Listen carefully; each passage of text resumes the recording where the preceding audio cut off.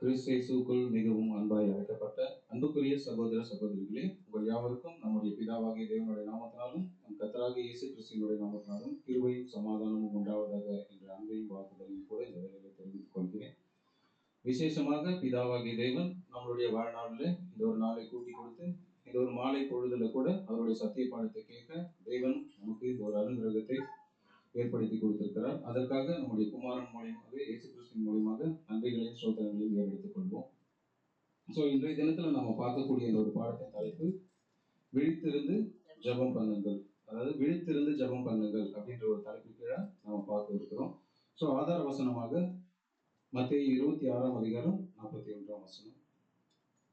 மத்தேயு 26ஆம் அதிகாரம் 41ஆம் வசனம். நீங்கள் சோதனைக்கு உட்படாதபடிக்கு விழித்திருந்து ஜெபம் பண்ணுங்கள், ஆவி உற்சாகம் உள்ளதுதான், மாம்சமும் பலவீனம் உள்ளது என்றார். இந்த ஒரு காலகட்டத்துல நம்ம ஏன் இந்த பாடம் நம்ம பார்க்கிறோம் அப்படின்னு பாத்தீங்கன்னா, நம்ம இன்னும் ஒரு கொஞ்ச நாள்ல இந்த பஸ்கா அனுசரிக்க இருக்கிறோம். அந்த ஒரு தருணத்துல நம்ம என்ன பண்ணணும்னா, தொடர்ச்சியாக கிறிஸ்துவனுடைய பாடுகளை குறித்து நம்ம அந்த ஒரு பாடத்தை நம்ம தியானிச்சுட்டு வரோம். அதன் அடிப்படையில் நமக்கு இன்னும் கொஞ்ச நாள் இருக்குன்றதுனால தொடர்ந்து வீட்டு கொடுக்கையிலுமே இந்த ஒரு பாடத்தை நம்ம பார்க்கக்கூடியதா இருக்கு. ஏன் அப்படின்னு பாத்தீங்கன்னா, நாம மாம்சத்துல இருக்கிறோம். மாம்சம் ரொம்ப பலவீனமானது. அந்த மாம்சத்தை மேற்கொள்ளணும், மற்ற ஒரு காரியங்கள்ல நம்ம செதறி போயிடக்கூடாது அப்படின்றதுக்காக தேவனுடைய குமாரனுடைய அடிசுவடுகளை நம்ம பார்க்கணும், அவரை நினைவு கூறணும் அப்படின்ற அடிப்படையில நாம இன்றைக்கு இந்த பாடத்தை நம்ம பார்க்க இருக்கிறோம். நீங்கள் சோதனைக்கு உட்படாதபடிக்கு விழித்திருந்து ஜெபம் பண்ணுங்கள் அப்படின்னு சொல்லி வசனம் இருக்கு. இதை நம்ம என்ன மாதிரி புரிஞ்சுக்கலாம் அப்படின்னு பாத்தீங்கன்னா, மற்ற திருவிவிலியத்துல எப்படி சொல்லப்பட்டிருக்கோம் அப்படின்னு பாத்தீங்கன்னா, தொடர்ந்து ஜெபம் பண்ணுங்கள் அப்படின்னு. விழித்திருந்துன்றத அந்த இடத்துல தொடர்ச்சியாக நீங்க ஜெபம் பண்ணுங்க அப்படின்ற மாதிரி சொல்லப்பட்டிருக்கும். ஏன் அப்படின்னு பாத்தீங்கன்னா, விழித்திருந்து ஜெபம் பண்ணுங்கள் அப்படின்னா நம்ம எப்படி புரிஞ்சுக்கலாம் அப்படின்னு பாத்தீங்கன்னா, தூங்காம விழித்திருந்தே எப்ப பாரு ஜெபம் பண்ணணும் அப்படின்ற மாதிரி சொல்லப்பட்டிருக்கு. இந்த மாதிரி நம்ம புரிஞ்சுக்கோம். ஆனா அது அதுக்காக சொல்லப்படல. மறுபடியும் இந்த வசனத்தை வாசிக்கலாம். நீங்கள் சோதனைக்கு உட்படாதபடிக்கு இங்க என்ன சொல்லப்பட்டிருக்கு அப்படின்னு பாத்தீங்கன்னா, இங்க நீங்கள் சோதனைக்கு உட்படாதபடிக்கு அப்படி நம்ம எப்படி புரிஞ்சுக்கலாம் அப்படின்னா, நாம இப்ப விசேஷமா நம்ம இந்த நினைவு கூறுதல் நாளை கிட்ட நெருங்கி நம்ம போயிட்டு இருக்கிறதுனால நமக்கு அநேக விதமான சோதனைகள் நமக்கு வருமா. அந்த ஒரு சோதனைக்குள்ளாக்காம இருக்கிறதுக்காக நம்ம என்ன பண்ணணும் அப்படின்னு பாத்தீங்கன்னா, விழிப்போட இருக்கணும். நம்ம உதாரணத்துக்கு நம்ம ஒரு சில காரியங்கள் நம்ம உலக பிரகாரமா சொல்றேன். இப்போ ஒரு சகோதரரோ ஒரு சகோதரியோ நம்ம நீங்க வீட்டுக்கு கிளம்புறாங்க அப்படின்ற பட்சத்துல நம்ம என்ன சொல்லுவோம், பார்த்து பத்திரமா போயிட்டு வாங்க பிரதர் அப்படின்னு சொல்லுவோம் இல்லைங்களா. அவங்களுக்கு கண்ணும் தெரியும், பார்த்து பத்திரமா போயிட்டு வாங்கன்னா அது என்ன கண்ணோட்டத்துல சொல்றாங்கன்னா, எதிரில் வரவங்க ஏதாச்சும் ஒரு அசம்பாவிதத்தை உங்களை தொற்றக்கூடாதுன்றதுனால கவனமா போங்கன்னு சொல்றோம் இல்லைங்களா. அந்த மாதிரி நீங்கள் சோதனைக்கு உட்படாதபடிக்கு அப்படின்னா, நம்ம தேவனை நோக்கி நம்ம போகிட்டு இருக்கும் போது அநேக இடர்கள் நமக்கு வரும். அதனால அதெல்லாம் நீங்க எதிர்கொள்றதுக்கு நீங்க என்ன பண்ணணும்னா, எல்லாம் விழிப்போட இருக்கணும் அப்படின்னு சொல்றதுக்காக தான் சொல்லப்பட்டிருக்கு. அடுத்த வாசிங்க. ஆவி உற்சாகம் உள்ளதுதான், மாம்சமோ பலவீனம் உள்ளது. இங்க என்ன சொல்லப்பட்டிருக்குன்னா, ஆவி உற்சாகம் உள்ளதுதான், ஆனா மாம்சம் என்ன அப்படின்னு பாத்தீங்கன்னா பலவீனம் உள்ளது. நாம எல்லாம் எதுல இருக்கோம் அப்படின்னு பாத்தீங்கன்னா, மாம்சத்துல இருக்கிறதுனால நம்ம என்ன பண்ணுவோம்னா, அநேக காரணங்களை இடறி போகிறதுக்கான நிறைய ஒரு வாய்ப்பு இருக்கு. இங்க நம்ம ஆண்டவராக இயேசு கிறிஸ்து கூட நீங்க பாத்தீங்கன்னா, இது எப்ப சொல்லப்பட்டிருக்கு அப்படின்னு பாத்தீங்கன்னா, இயேசு கிறிஸ்து அன்னைக்கு நைட்டு கெத்சமனிய தோட்டத்துல போயிட்டு ஜெபம் பண்ணும்போது தன்னுடைய 12 சீசர்களையும் கூட்டிட்டு தான் போவாரு. போயிட்டு அந்த 12 சீசர்கள 3 பேர் மட்டும் செலக்ட் பண்ணி அவங்க கூடவே கூட்டிட்டு போவாரு. போயிட்டு அவர் ஜெபம் பண்ணும்போது அவங்க கிட்ட பேசுறதுக்கு என்ன வார்த்தைன்னா, பேதுரு, யோவான், யாக்கோபு இவங்க 3 பேரையும் கூட்டிட்டு போவாரு. அவங்க கிட்ட போய் என்ன பேசுவாரு அப்படின்னு பாத்தீங்கன்னா, நான் வருமளவும் நீங்க விழித்திருங்க அப்படின்னு சொல்லுவாரு. இவங்க என்ன பண்ணிடுவாங்க. இவரு எதை குறிச்சு அந்த ஒரு காரணத்துக்காக அது சொல்லப்பட்டிருக்கு அப்படின்னு பாத்தீங்கன்னா, கிறிஸ்துவுக்கு தெரியும் இல்லைங்களா, நான் ஒரு மூழ்க வேண்டிய ஒரு ஸ்தானம் இருக்கு அப்படின்ட்டு அவருக்கு தெரியும். அதை இவங்களுக்கு தெரியப்படுத்தணுன்றதுக்காக சில விஷயங்கள் சொல்றாரு. ஏன் அதை முதல்லயே சொல்றாரு அப்படின்றத பின்னாடி நம்ம பார்க்கலாம். என்ன ஒரு முழுக வேண்டிய காரணம் அப்படின்னு பாத்தீங்கன்னா, இவர் அந்த மரணத்தை அதாவது அந்த மரணத்தை முழுமையா கீழ்ப்படிதலோடு தேவனுக்கு உகந்த வாசனையா கொடுக்கணும் அப்படின்றது இவருக்கு தெரியுது.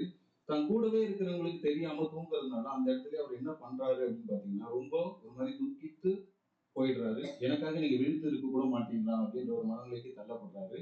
அவருக்கு தெரியும் இந்த ஒரு வார்த்தையை தன்னுடைய சீசர்கள்கிட்ட பேசினது அவங்க எப்படி பேசினாங்கன்னா வெறும் வார்த்தையா பேசிட்டாங்க அப்படின்ற மாதிரி நம்ம நினைச்சுக்கிட்டு இருக்கோம். ஆனா இந்த ஒரு சம்பவம் முடிஞ்சதுக்கு அப்புறம் என்ன ஆகுது அப்படின்னு பாத்தீங்கன்னா, சீசர்கள் எல்லாரையும் கூப்பிட்டு பேசிட்டு இருக்கும்போது என்ன நடக்குது அப்படின்னு பாத்தீங்கன்னா, அவங்க இயேசு கிறிஸ்து வந்து கைது பண்றதுக்காக அந்த தோட்டத்துக்கு வராங்க. தோட்டத்துக்கு வரும்போது என்ன பண்றாங்கன்னா, இயேசு கிறிஸ்து கைது பண்றதுக்காக வரும்போது பேதுரு அங்க என்ன பண்றாருன்னா, பட்டயத்தை எடுத்து யாரு மல்கூசுடைய காதை வந்து வெட்டிடுறாரு. சோ அப்ப கூட இயேசு கிறிஸ்து என்ன சொன்னாருன்னு பாத்தீங்கன்னா, நீங்க உங்க கத்தியை வந்து உன்னுடைய உரையில போடு அப்படின்னு சொல்லி ஒரு மாதிரி கோவமா அதட்டுற மாதிரி பேசியிருக்காரு. அவங்களுக்கு தெரியாது கிறிஸ்து வந்து நம்ம கிட்ட பேசுனது இதுதான் கடைசி வார்த்தை அப்படின்னு. அதாவது அதுக்கப்புறம் என்ன பேசினாது அப்படின்றது வந்து பாத்தீங்கன்னா வேதத்துல வந்து நமக்கு சரியா சொல்லப்படல. அப்போ விழித்திருந்து ஜெபம் பண்ணுங்கள் அப்படின்றது ஏதோ ஒரு காரணத்துக்காக சொல்லியிருக்காங்க. ஆனா அவங்க என்ன பண்ணிட்டாங்க அப்படின்னு பாத்தீங்கன்னா விழிப்பு இல்லாம போயிட்டாங்க. நாமளும் அப்படி இருந்துடக்கூடாது. சோ அதை குறிச்சு நம்ம என்ன பண்ணணும்னா ஒரு சில காரியங்களை ஒரு சில சகோதரர்களுடைய நம்மளுடைய மூத்த ரோல் மாடல் இயேசு கிறிஸ்துவையும் பார்ப்போம். அதுக்கப்புறம் அந்த 12 அப்போஸ்தலர்களையும் ஒரு சிலரை நம்ம வந்து பார்க்கலாம். சோ விழித்திருந்து ஜெபம் பண்ணுங்கள் அப்படின்னும் போது சோதனை நமக்கு வரும். அந்த சோதனையை வந்து நம்ம வந்து என்ன பண்ணணும்னா மேற்கொள்ளணும். சோ சோதனை அப்படின்றது பாத்தீங்கன்னா பைபிள்ல எல்லா இடத்துலயுமே சோதனை சொல்லப்பட்டிருக்கு. ஒண்ணு கிறிஸ்துவ மூலியமா தேவன் மூலியமா வர்றதுக்கு பேரும் சோதனை தான். பிசாசு மூலியமா வர்றதுக்கு பேரும் சோதனை தான். ஆனா இங்கிலீஷ்ல சொல்லப்பட்டது பாத்தீங்கன்னா எப்படி சொல்லப்பட்டிருக்குன்னா தேவன்கிட்ட இருந்து வர்றதுக்கு பேரு டெஸ்ட், பிசாசு மூலியமா வர்றதுக்கு பேரு டெம்டேஷன். சோ இது ரெண்டுத்துக்கும் நமக்கு வந்து அர்த்தம் தெரியணும். ஆனா இங்க வந்து இயேசு கிறிஸ்து வந்து சொல்லப்பட்டது எதை பத்தி சொல்லப்படுறாரு அப்படின்னு பாத்தீங்கன்னா நீங்க டெம்டேஷன் அதாவது அந்த அந்த ஒரு சோதனைக்கு நீங்க விழித்திருக்கணும் அப்படின்னு. பிசாசானவன் வந்து நம்மளுடைய காரியத்துக்கு நம்ம போகும்போது என்ன ஆகுவான்னா அநேக இடர்களை உண்டு பண்ணுவான்.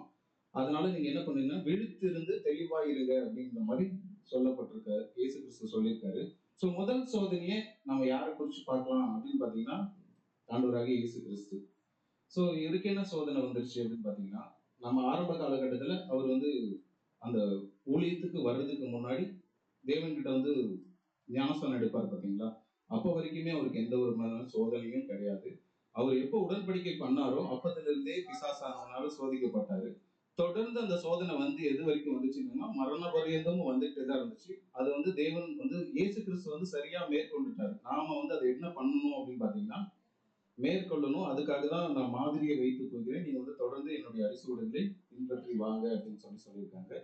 சோ இன்னொரு விஷயம் என்ன அப்படின்னு பாத்தீங்கன்னா இந்த ஒரு பஸ்கா நாளுல நல்லா யோசிச்சுங்க புரிஞ்சுக்கோங்க.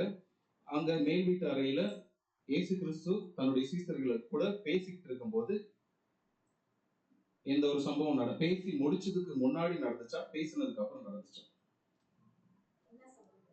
அந்த கெச்சமனை தோட்டத்துல போயிட்டு அவங்க கைது பண்ணது இந்த பஸ்கா அனுசரிச்சு அப்புறம் நடந்துச்சா? சோ நாம இப்ப என்ன புரிஞ்சுக்கலாம் அப்படின்னு பாத்தீங்கன்னா அனுசரிக்கிறதுக்கு முன்னாடியே நமக்கு என்ன எச்சரிக்கை கொடுக்குறாரு அப்படின்னு பாத்தீங்கன்னா ஜாக்கிரதையா விழித்திருந்து ஜெபம் பண்ணுங்கள் அப்படின்னா நாம அந்த ஒரு பாத்திரத்துல போய் நம்ம கை வைக்க போறோம் அப்படின்னும் போது நிறைய விதமான சோதனைகள் நமக்கு வருமா. ஏன் வரும் அப்படின்னு பாத்தீங்கன்னா நம்ம அவருடைய காரியத்துல நம்ம போய் அனுசரிக்கும் போது தடை பண்றதுக்கு சாத்தான் வந்து வகை தேடி சுத்திட்டு இருப்பான். நல்லா கவனிச்சீங்கன்னா இது இந்த ஒரு சம்பவம் எப்ப நடந்துச்சு அப்படின்னு பாத்தீங்கன்னா இவங்களுக்கு எப்படி சோதனை வந்துச்சுன்னா இந்த ஒரு மேல் வீட்டு அறையில அப்போ புசிச்சதுக்கு அப்புறமா வந்துச்சு. நமக்கு தெரியும் இல்லைங்களா, இந்த ஒரு சம்பவம் நடந்த உடனே எல்லா சீசர்களும் என்ன பண்ணிட்டாங்கன்னா இடறி போயிட்டாங்க. இடறுதல் அப்படின்றது பாத்தீங்கன்னா அந்த திருவிவிலியத்துல எப்படி சொல்லப்பட்டிருக்கு அப்படின்னா கவலைகள் அதாவது கஷ்டத்தை உண்டாக்கிடுறாங்க சகோதரர் மத்தியில. அதனாலதான் இயேசு கிறிஸ்து கூட ஒரு மாதிரி தூக்கிட்டு அந்த வார்த்தையை கூட சொன்னாரு. சோ அப்பதான் அவங்க வந்து என்ன பண்றாங்க அப்படின்னு பாத்தீங்கன்னா இந்த ஒரு சம்பவத்தை பேசிட்டு இருக்காரு. பேசிட்டு இருக்கும்போது நமக்கு முதல் சோதனையை யார்கிட்ட இருந்து தான் நம்ம ஆரம்பிக்கலாம் அப்படின்னு பாத்தீங்கன்னா ஆண்டவராகிய இயேசு கிறிஸ்து கிட்ட தான். இது எப்போ நடந்தது அப்படின்னு பாத்தீங்கன்னா 40 நாள் அந்த உபவாசம் இது பண்ணிட்டு வரும்போது என்ன பண்ணணும்னா தூக்கி போயிட்டு ஒரு மலை மேல நிப்பாட்டிட்டு நீங்க திரும்பி பாரு இது எல்லாமே என்னுடைய இதுதான், நீ என்னை வணங்குது நான் உனக்கு இது கொடுத்துட்றேன் அப்படின்னு சொல்லி என்ன பண்றாங்க. ஆனாலும் அந்த இடத்துல என்ன சொல்றாரு, அப்பாலுக்கும் அப்படின்னு சொல்லிடுறாரு. சோ இது இயேசு கிறிஸ்துவுக்கே நடந்துச்சு அப்படின்னா நாமெல்லாம் சோ இப்ப இந்த ஒரு கான்செப்ட் என்னன்னு புரியுதுங்களா? அதாவது விழித்திருந்து ஜெபம் பண்ணுங்கன்னா தூக்கத்துல இருந்து எந்திரிச்சு ஜெபம் பண்றது கிடையாது, தூங்காம இருந்து ஜெபம் பண்றது கிடையாது. என்ன விழிப்பு அப்படின்னு பாத்தீங்கன்னா, நமக்கு வரக்கூடிய ஆபத்து எப்படி வருதுன்றது நமக்கு வந்து அதை புரிஞ்சுக்கணுன்றதுக்காக தான் இயேசு கிறிஸ்து வந்து அந்த வார்த்தையை சொல்லியிருக்கிறாரு. சோ சாத்தான் வந்து எப்படி வேணாலும் இடர்களை உண்டு பண்ணுவான். அது எல்லாத்தையுமே நீங்க சமாளிக்கணும்னா நீங்க என்ன பண்ணணும்னா கவனமா இருக்கணும் அப்படின்றதுக்காக தான் அது சொல்லப்பட்டிருக்கு. பவுல் அப்போஸ்தலர் கூட சொல்லியிருக்காரு. என்னன்னு பாத்தீங்கன்னா ரோமர் 14ஆம் அதிகாரம் 13ஆம் வசனம். இப்படி இருக்க நாம் இனிமேல் ஒருவரை ஒருவர் குற்றவாளிகள் என்று தீர்க்காதிருப்போமாக. ஒருவனும் தன் சகோதரனுக்கு முன்பாக தடுக்கலையும் இடரலையும் போடாலாகாதென்று தீர்மானித்துக் கொள்ளுங்கள். சோ இந்த ஒரு காரியம் நம்ம பஸ்கா அனுசரிக்கும் போது இது வந்து சபையில நடக்கக்கூடிய ஒரு வார்த்தையா இவர் சொல்லியிருக்காரு. ஏன் சொல்லியிருக்காரு அப்படின்னு பாத்தீங்கன்னா, தேவனுடைய காரியத்துல நம்ம ஒன்னா சேர்ந்து நமக்கு எதிரி எங்க இருந்து வருவாங்கன்னு சொல்லப்பட்டிருக்கு. சபையில தான் இருப்பாங்க.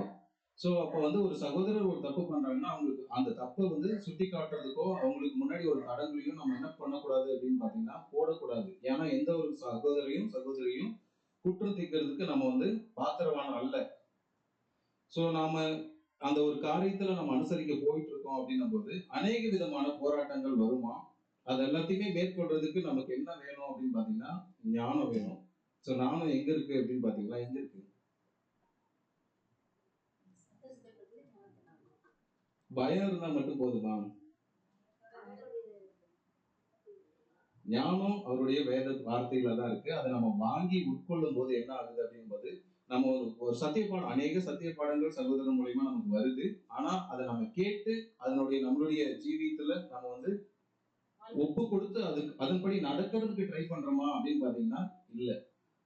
சோ இந்த விசேஷமா இன்னொரு எபிரேயர்ல கூட சொல்லப்பட்டிருக்கு. எங்க இருந்து ஞானம் வருதுன்றது இந்த வசனத்துக்கு அடுத்த வசனம் நான் சொல்றேன். ஆகையால் நாம் கேட்டவைகளை விட்டு விலகாத படிக்கு அவைகளை மிகுந்த ஜாக்கிரதையாக கவனிக்க வேண்டும். சோ நம்ம சத்திய பாடத்தை வந்து கேட்டு விட்டுறக்கூடாது அப்படின்னும் போது நம்ம பேசிக் சப்ஜெக்ட்ல எல்லாம் நிறைய வசனம் கேட்போம். முதல் வசனமே அதான். என்ன வசனம்? நாம் கேட்டவைகளை வந்து விட்டு விலகாத படிக்க அப்படின்னா நாம என்ன கேட்கிறோம்? சத்தியத்தை தான் கேட்டு நீங்க என்ன பண்ணிடாதீங்க, விலகிடாதீங்க. அப்போ விழித்திருந்து ஜெபம் பண்ணுங்க அப்படின்னா நாம தேவனோடு கூட இடைப்பட்டு போயிட்டு இருந்தோமா அந்த ஒரு காரியத்துல இருந்து நம்மளை வந்து பிரிப்பவன் யார் அப்படின்னும் போது நம்ம கொஞ்சம் இடரல் கொடுத்தாலும் உள்ள வந்து உட்கார்ந்துட்டு என்ன பண்ணிடுவான் அப்படின்னு பாத்தீங்கன்னா அந்த ஒரு பாத்திரத்தை நம்ம அனுசரிக்காத அளவுக்கு நம்மளை வந்து தள்ளி விட்டுருவான். சோ நம்ம ஆண்டவராக இயேசு கிறிஸ்து இந்த ஒரு சம்பவத்தை சொல்லிட்டு அவரே முன்மாதிரியா வைக்கிறாரு. மத்திய 26ஆம் அதிகாரம் 38ஆம் வசனம். அப்பொழுது அவர் என் ஆத்துமா மரணத்துக்கு ஏதுவான துக்கம் கொண்டிருக்கிறது, நீங்கள் இங்கே தங்கி என்னோடு கூட விழித்திருங்கள் என்று சொல்லி. இப்ப இங்க என்ன சொல்லப்பட்டிருக்குன்னா இயேசு கிறிஸ்து வந்து அவருடைய அந்த பலியை வந்து நிறைவேற்றணும்ன்றது வந்து அவருக்கு நல்லாவே தெரியும். அப்போ அவர் என்ன யோசிக்கிறாரு அப்படின்னா என் கூட இருக்கிற சகோதர சகோதரிகள் நீங்க என்ன பண்ணணும் அப்படின்னா எனக்காக நீங்க என்ன பண்ணுங்க, விழித்திருந்து என் கூட இருங்க அப்படின்னு சொல்லி சொல்றாரு. இவரு மரணத்துக்கு ஏதுவான அந்த ஒரு காரியத்தை குறிச்சு இவங்க என்ன பண்ணிட்டு இருக்காருன்னா கவலைப்பட்டு இருக்காரு. இந்த ஒரு பாத்திரம் நமக்கு தெரியலைங்களா, இந்த பாத்திரம் வந்து என்னை விட்டு நீங்குமானால் நீங்கட்டும் அப்படின்றது கூட அந்த இடத்துல சொல்லும் போது என்ன பண்ணோம்னா நம்ம அந்த வேர்வையா வந்து ரத்தம் வந்து வெளில வரும் அப்படின்றத குறிச்சுலாம் நம்ம பார்க்கும்போது இப்போ நாம இந்த ஒரு பாடத்தினுடைய தலைப்பு என்னன்னு பார்த்தோம், விழித்திருந்து. சோ இப்ப இந்த ஒரு 2 வசனம் பார்த்திருக்கோம். இதன் அடிப்படையில உங்களுக்கு புரிஞ்சது என்ன? விழித்திருந்து ஜெபம் பண்ணுங்கன்னா தூங்காம இருந்து ஜெபம் பண்றதா? சோ விழிப்பு அப்படின்றது பாத்தீங்கன்னா தூக்கத்துல இருந்து விழிக்கிறது கிடையாது. நமக்கு வரக்கூடிய ஆபத்துல இருந்து நம்ம விழிச்சு பார்த்துக்கிறதுக்காக சொல்லப்பட்டது. சோ அங்க அடுத்து தொடர்ந்து லூக்கா 12ஆம் அதிகாரம் 5ஆம் வசனம். ஆகிலும் நான் முழுக வேண்டிய ஒரு ஸ்நானம் உண்டு, அது முடியும் அளவும் எவ்வளவோ நெருக்கப்படுகிறேன். கிறிஸ்து என்ன சொல்றாரு அப்படின்னு பாத்தீங்கன்னா அந்த கெத்செமனே தோட்டத்துல சகோதரர்கள் அந்த 3 சகோதரர்கள் இருக்காங்க இல்லைங்களா, பேதுரு, யோவான், யாக்கோபு, அவங்க கிட்ட சொல்லிட்டு நான் முழுக வேண்டிய ஒரு ஸ்தானம் இருக்கு, அதுக்காக நான் என்ன பண்றேன், ரொம்பவும் நெருக்கப்படுறேன் அப்படின்னு சொல்றாரு. அவரு நெருக்கிறதும் இல்லாம நம்ம கூட இருக்கிற சகோதர சகோதரிகளும் சேர்ந்து நம்ம என்ன பண்றாங்கன்னா நெருக்கிறாங்க. அப்படி இருக்கும்போது இவங்க அந்த ஒரு எடுத்துக்கிட்ட அந்த ஒரு காரியத்துல வந்து ஓடணும் அப்படின்னும் போது முதல்ல நம்ம வீட்டுல இருக்கிறவங்களே நம்ம நம்பல அப்படின்னும் போது நம்மளால அந்த ஒரு வேலையை செய்ய முடியுமா? அப்போ அந்த வீட்டுல அப்படின்னும் போது அந்த இடத்துல நம்ம எப்படி புரிஞ்சுக்கலாம்னா இயேசு கிறிஸ்து கூட இருக்கிறது அந்த 3 பேர் தான். அப்ப அந்த 3 பேருமே அவங்களுடைய வேலையை பார்த்துட்டு இருக்காங்க. என் வேலையை நீங்க ஒரு விஷயத்த கூட நீங்க எனக்குன்னு பண்ணலையே அப்படின்னு சொல்லி அவர் என்ன பண்றாருன்னா, ஆல்ரெடி அவர் வந்து எப்படி நொறுக்கப்பட்டிருக்காரு அப்படின்னு பாத்தீங்கன்னா, அவர் அந்த மரணத்தை குறிச்சு ரொம்பவே ஃபீல் பண்ணிட்டு இருக்காரு. இவங்களும் பத்தாக்குறைக்கு வந்து கூட இருந்துட்டு என்ன பண்றாங்கன்னா, உதவி பண்ணலனாலும் பரவாயில்ல, இந்த உபத்திரவம் பண்ணாதீங்க அப்படின்னு சொல்லுவாங்க இல்லையா? அந்த மாதிரி இவங்க கூட போயிட்டு நான் எல்லாத்துக்கும் நான் இருக்கேன், நான் பாத்துக்கிறேன் அப்படின்னு சொல்லிட்டு, ஆனா அங்க போய் அவங்க என்ன பண்றாங்க அப்படின்னு பாத்தீங்கன்னா, அவங்க வேலையை பாத்துக்கிறாங்க. இவரை மட்டும் தனியா விட்டுறாங்க. ஆனா இவர் என்ன பண்றாரு அப்படின்னு பாத்தீங்கன்னா, கடைசி பரியந்தமும் தன்னுடைய பலியை வந்து தேவனுக்காக கொடுக்கிறாரு. சோ இந்த ஒரு கீழ்ப்படிதலை கிறிஸ்து அவரு தேவனுக்கு வந்து உகந்த ஒரு வாசனையா கொடுத்துட்டாரு. சோ இந்த ஒரு விழித்திருந்து ஜெபம் பண்ணுங்கள் அப்படின்றதான் தன்னுடைய சீசர்களுக்கு தெரியப்படுத்துறேன். ஏன் பிரதர் நீங்க அவர் வந்து அந்த கடைசி டைம்ல வந்து சொல்லிருக்கலாம்ல, இந்த மேல் வீட்டு அறையில போயிட்டு அந்த பஸ்க்கு அனுசரிக்கும் போது இந்த ஒரு வார்த்தையை சொல்லிருக்கலாம்ல, ஏன் அதை வந்து முன்னாடியே சொல்லணும் அப்படின்னு பாத்தீங்கன்னா, கடைசி டைம்ல வந்து ஒரு விஷயத்த நீங்க பண்ணுங்கன்னு சொன்னா எத்தனை பேரால பண்ண முடியும்? என்னால முடியாது. என்னாலலாம் இதெல்லாம் செய்ய முடியாது. நீங்க முன்னாடியே சொல்ல வேண்டியதானே அப்படின்னு சொல்லி என்ன பண்ணுவாங்க அப்படின்னு பாத்தீங்கன்னா, நகர்ந்து போயிடுவாங்க. சோ அதனால இவங்களுடைய காரியத்தை குறிச்சு கொஞ்சம் கொஞ்சமா கிறிஸ்து வந்து என்ன பண்றாரு அப்படின்னு பாத்தீங்கன்னா, ஒவ்வொன்னா சொல்றாரு. அதிலுமே இவங்க வந்து அதனுடைய புரிதல் இல்லாம என்ன பண்றாங்க அப்படின்னு பாத்தீங்கன்னா, அவங்களையுமே மன உளைச்சலுக்கு ஆளாக்கிடுறாங்க. சோ வசனம் வாசிக்கலாம். 1 பேதுரு. நீங்கள் குற்றம் செய்து அடிக்கப்படும் போது பொறுமையோடே சகித்தால் அதனால் என்ன கீர்த்தி உண்டு? இருங்க. இந்த வசனம் புரியுதுங்களா? நான் சொல்றேன், அர்த்தம் சொல்றேன். நீங்கள் குற்றம் செய்து அடிக்கப்படும் போது பொறுமையோடு சகித்தால் அதனால் என்ன கீர்த்தி உண்டு அப்படின்னா, இப்ப நான் ஒரு தப்பு பண்ணிட்டு அந்த தப்புக்கான தண்டனை நான் வாங்குறதுனால எனக்கு அதுல ஏதாவது யூஸ் இருக்குங்களா? ஆனா கிறிஸ்து என்ன சொல்றாருன்னா, நீங்கள் நன்மை செய்து பாடுபடும் போது பொறுமையோடு சகித்தால் அதுவே தேவனுக்கு. அப்போ நான் எந்த தப்புமே பண்ணல, என் நிமித்தமா என் மேல ஒரு குற்றச்சாட்டு வைக்கிறாங்கன்னா, அது நிமித்தமா நம்ம என்ன பண்றோம் அப்படின்னு பாத்தீங்கன்னா, ரொம்ப மனவேதனைக்கு உள்ளாகும் போது அது தேவனுடைய பார்வையில் எப்படி இருக்கு அப்படின்னு பாத்தீங்கன்னா, பிரியமா இருக்குதுங்க. இப்ப நான் தப்பு பண்ணிட்டேன், ஒத்துக்கிறேன் அப்படின்னு சொல்லி போறது அப்படின்றது ஒரு ரகம். அதுல வந்து ஒரு பிரயோஜனமும் கிடையாது. அந்த சகோதரன் மன்னிச்சாலும் மன்னிக்காட்டி போனாலும் மத்தவங்களை குறிச்சு தூசணமான எண்ணம் எல்லா மாம்சத்துக்குரிய சரீரத்துக்கும் இருக்கு. ஆனா ஆவிக்குரிய சரீரத்துக்கு நம்ம போகணும்னா நாமளை எப்படி தகுதிப்படுத்தணும் அப்படின்னு பாத்தீங்கன்னா, நாம தப்பே பண்ணியிருக்க மாட்டோம்.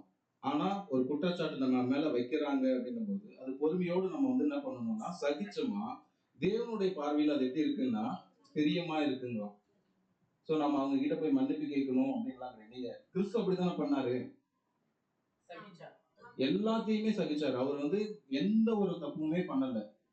பரிசுத்தமா பூமிக்கு வந்துட்டு பரிசுத்தமா போகணும்ன்ற ஒரு இதுல வந்து, ஆனா இங்க என்ன பண்ணப்பட்டுச்சு அப்படின்னு பாத்தீங்கன்னா, தன்னுடைய சொந்த ஜனங்களே அவர் என்ன பண்ணிட்டாங்க அப்படின்னு பாத்தீங்கன்னா, ஏளனமா பேசி அரைஞ்சி காரி துப்பி எவ்வளவு அவமானப்படுத்த முடியுமோ அவ்வளவும் அவமானப்படுத்தினாங்க. அதை என்ன பண்ணாரு அவரு பொறுமையா சகிச்சுட்டு, நமக்கும் அதே தான் சொல்றாரு. இந்த ஒரு வசனத்துல சொல்லிட்டு அடுத்து நான் இப்படி போறேன், நான் இப்படி போறதுனால நீங்க என் பின்னாடி வரதுனால இது உங்களுக்கும் நடக்கும் அப்படின்றத குறிச்சு கூட சொல்றாரு. 1 பேதுரு 2ஆம் அதிகாரம் 21ஆம் வசனம். இதற்காக நீங்கள் அழைக்கப்பட்டு எதற்காக? கிறிஸ்துவோடைய சரீரமா மாறுறதுக்காக நம்ம அழைக்கப்பட்டும் இருக்கிறோம். அதனால என்னென்னலாம் வரும் அப்படின்றதையும் நம்ம அதை ஏத்துக்கணும் அப்படின்றதையும் சொல்றாரு. ஏனெனில் கிறிஸ்துவும் உங்களுக்காக பாடுபட்டு நீங்கள் தம்முடைய அடிச்சுவடுகளை தொடர்ந்து வரும்படி உங்களுக்கு மாதிரியை பின்வைத்து போனார். இதுல 2 விதமா நம்ம புரிஞ்சுக்கலாம். கிறிஸ்து வந்து அவருடைய அந்த ஒரு பாடையும் மேற்கொள்ளணும், நம்மளுக்காகவும் மறைச்சிருக்காரு. பின்னாடி அடுத்தடுத்த வசனத்துல நம்ம பார்த்துக்கலாம். சோ மாதிரியை வச்சு போயிட்டாருன்னா, இயேசு கிறிஸ்து எப்படி சிலுவையில மறிச்சாரோ அதே மாதிரி நம்மள மறிக்க சொல்றாரா அப்படின்னு நம்ம புரிஞ்சுக்கிறதா? அப்புறம் வேற எப்படி? அதாவது ஊழியத்தின் நிமித்தமா நம்மளுடைய சொந்த சகோதர சகோதரிகள், நம்மளுடைய சொந்த சரீரமான ரத்த சொந்தங்கள், இவங்க எல்லாமே நமக்கு எதிராக வரும்போது நம்ம என்ன பண்ணணும் அப்படின்னு பாத்தீங்கன்னா, அவங்கள வந்து மன்னிச்சு ஏத்துக்கக்கூடிய ஒரு நிலைமைக்கு நம்ம என்ன பண்ணணுமா, அந்த ஒரு மனப்பான்மையை நம்ம வந்து வளர்த்துக்கணும் அப்படின்னு சொல்லப்பட்டிருக்கு. சோ 2 கொரிந்தியர் 5ஆம் அதிகாரம் 21ஆம் வசனம். நாம் அவருக்குள் தேவனுடைய நீதியாகும் படிக்கு பாவம் அறியாத அவரை நமக்காக பாவமாக்கினார். சோ பாவமே அறியாத அவரை யாருக்காக மறிச்சார்? நமக்காக. ஆமா தானே?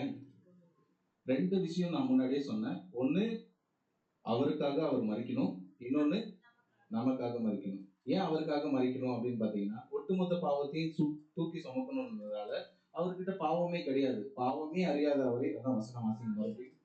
நாம் அவருக்குள் தேவனுடைய நீதியாகும் படிக்கு பாவம் அறியாத அவரை நமக்காக பாவமாக்கினார். சோ நம்ம வசனமே தெளிவா இருக்கு. நாம் அவருக்குள், அப்பனா நம்ம கிறிஸ்துக்குள்ள இருக்கணும் அப்படின்னா நீதி ஆகணும். அதாவது கிறிஸ்துவ மாதிரி நம்ம ஆகணும்னா பாவமே அறியாத அவரை நமக்காக பாவம் ஆகுறாருன்னா, அப்போ நீங்க என் கூட வந்துருங்க அப்படின்னு சொல்லி நம்ம கூப்பிடுறாங்கன்னா, உனக்கான ஆபத்தை எல்லாத்தையுமே நான் பாத்துக்கிறேன், நான் உன் கூடவே இருக்கிறேன்னு சொல்லி ஒருத்தவங்க ஒரு சகோதரர் கூப்பிட்டாங்களா, எத்தனை பேர் நம்மளால போக முடியும்? இப்ப நம்ம கண்ணுக்கு தெரிஞ்சு இருக்கிற சகோதர சகோதரிகள் நீங்க அவங்களால முடியல, எந்த ஒரு இதுவுமே இல்லை, நான் பாத்துக்கிறேன் அப்படின்னு சொல்லி கூப்பிடும் போது அவங்களுக்கு ஆறுதலா இருக்கும். ஆனா அங்க போனதுக்கு அப்புறம் அவங்க எல்லாத்துக்கும் ஏதாவது ஒரு வேலை சாப்பாடு போட்டுட்டு ஏதாவது சொல்லி காமிச்சிட்டா இப்படி நினைப்போமா நினைக்க மாட்டோமா? அப்போ கிறிஸ்துவ குறிச்சு இந்த ஒரு காரியத்தை அவங்க பண்ணும்போது அப்ப அவங்களுடைய மனநிலை எப்படி இருக்கும்? இது கேட்கறதுக்கு நல்லா இருக்கு, ஆனா உள்ள போனதுக்கு அப்புறம் என்னமா இருக்குமோ அப்படின்னு யோசிக்க தோணும். சோ மாம்சத்துக்குரிய சிந்தைன்னும் போது பலவிதமாக நம்ம யோசிக்கக்கூடிய மனநிலையில தான் இருக்கிறோம்.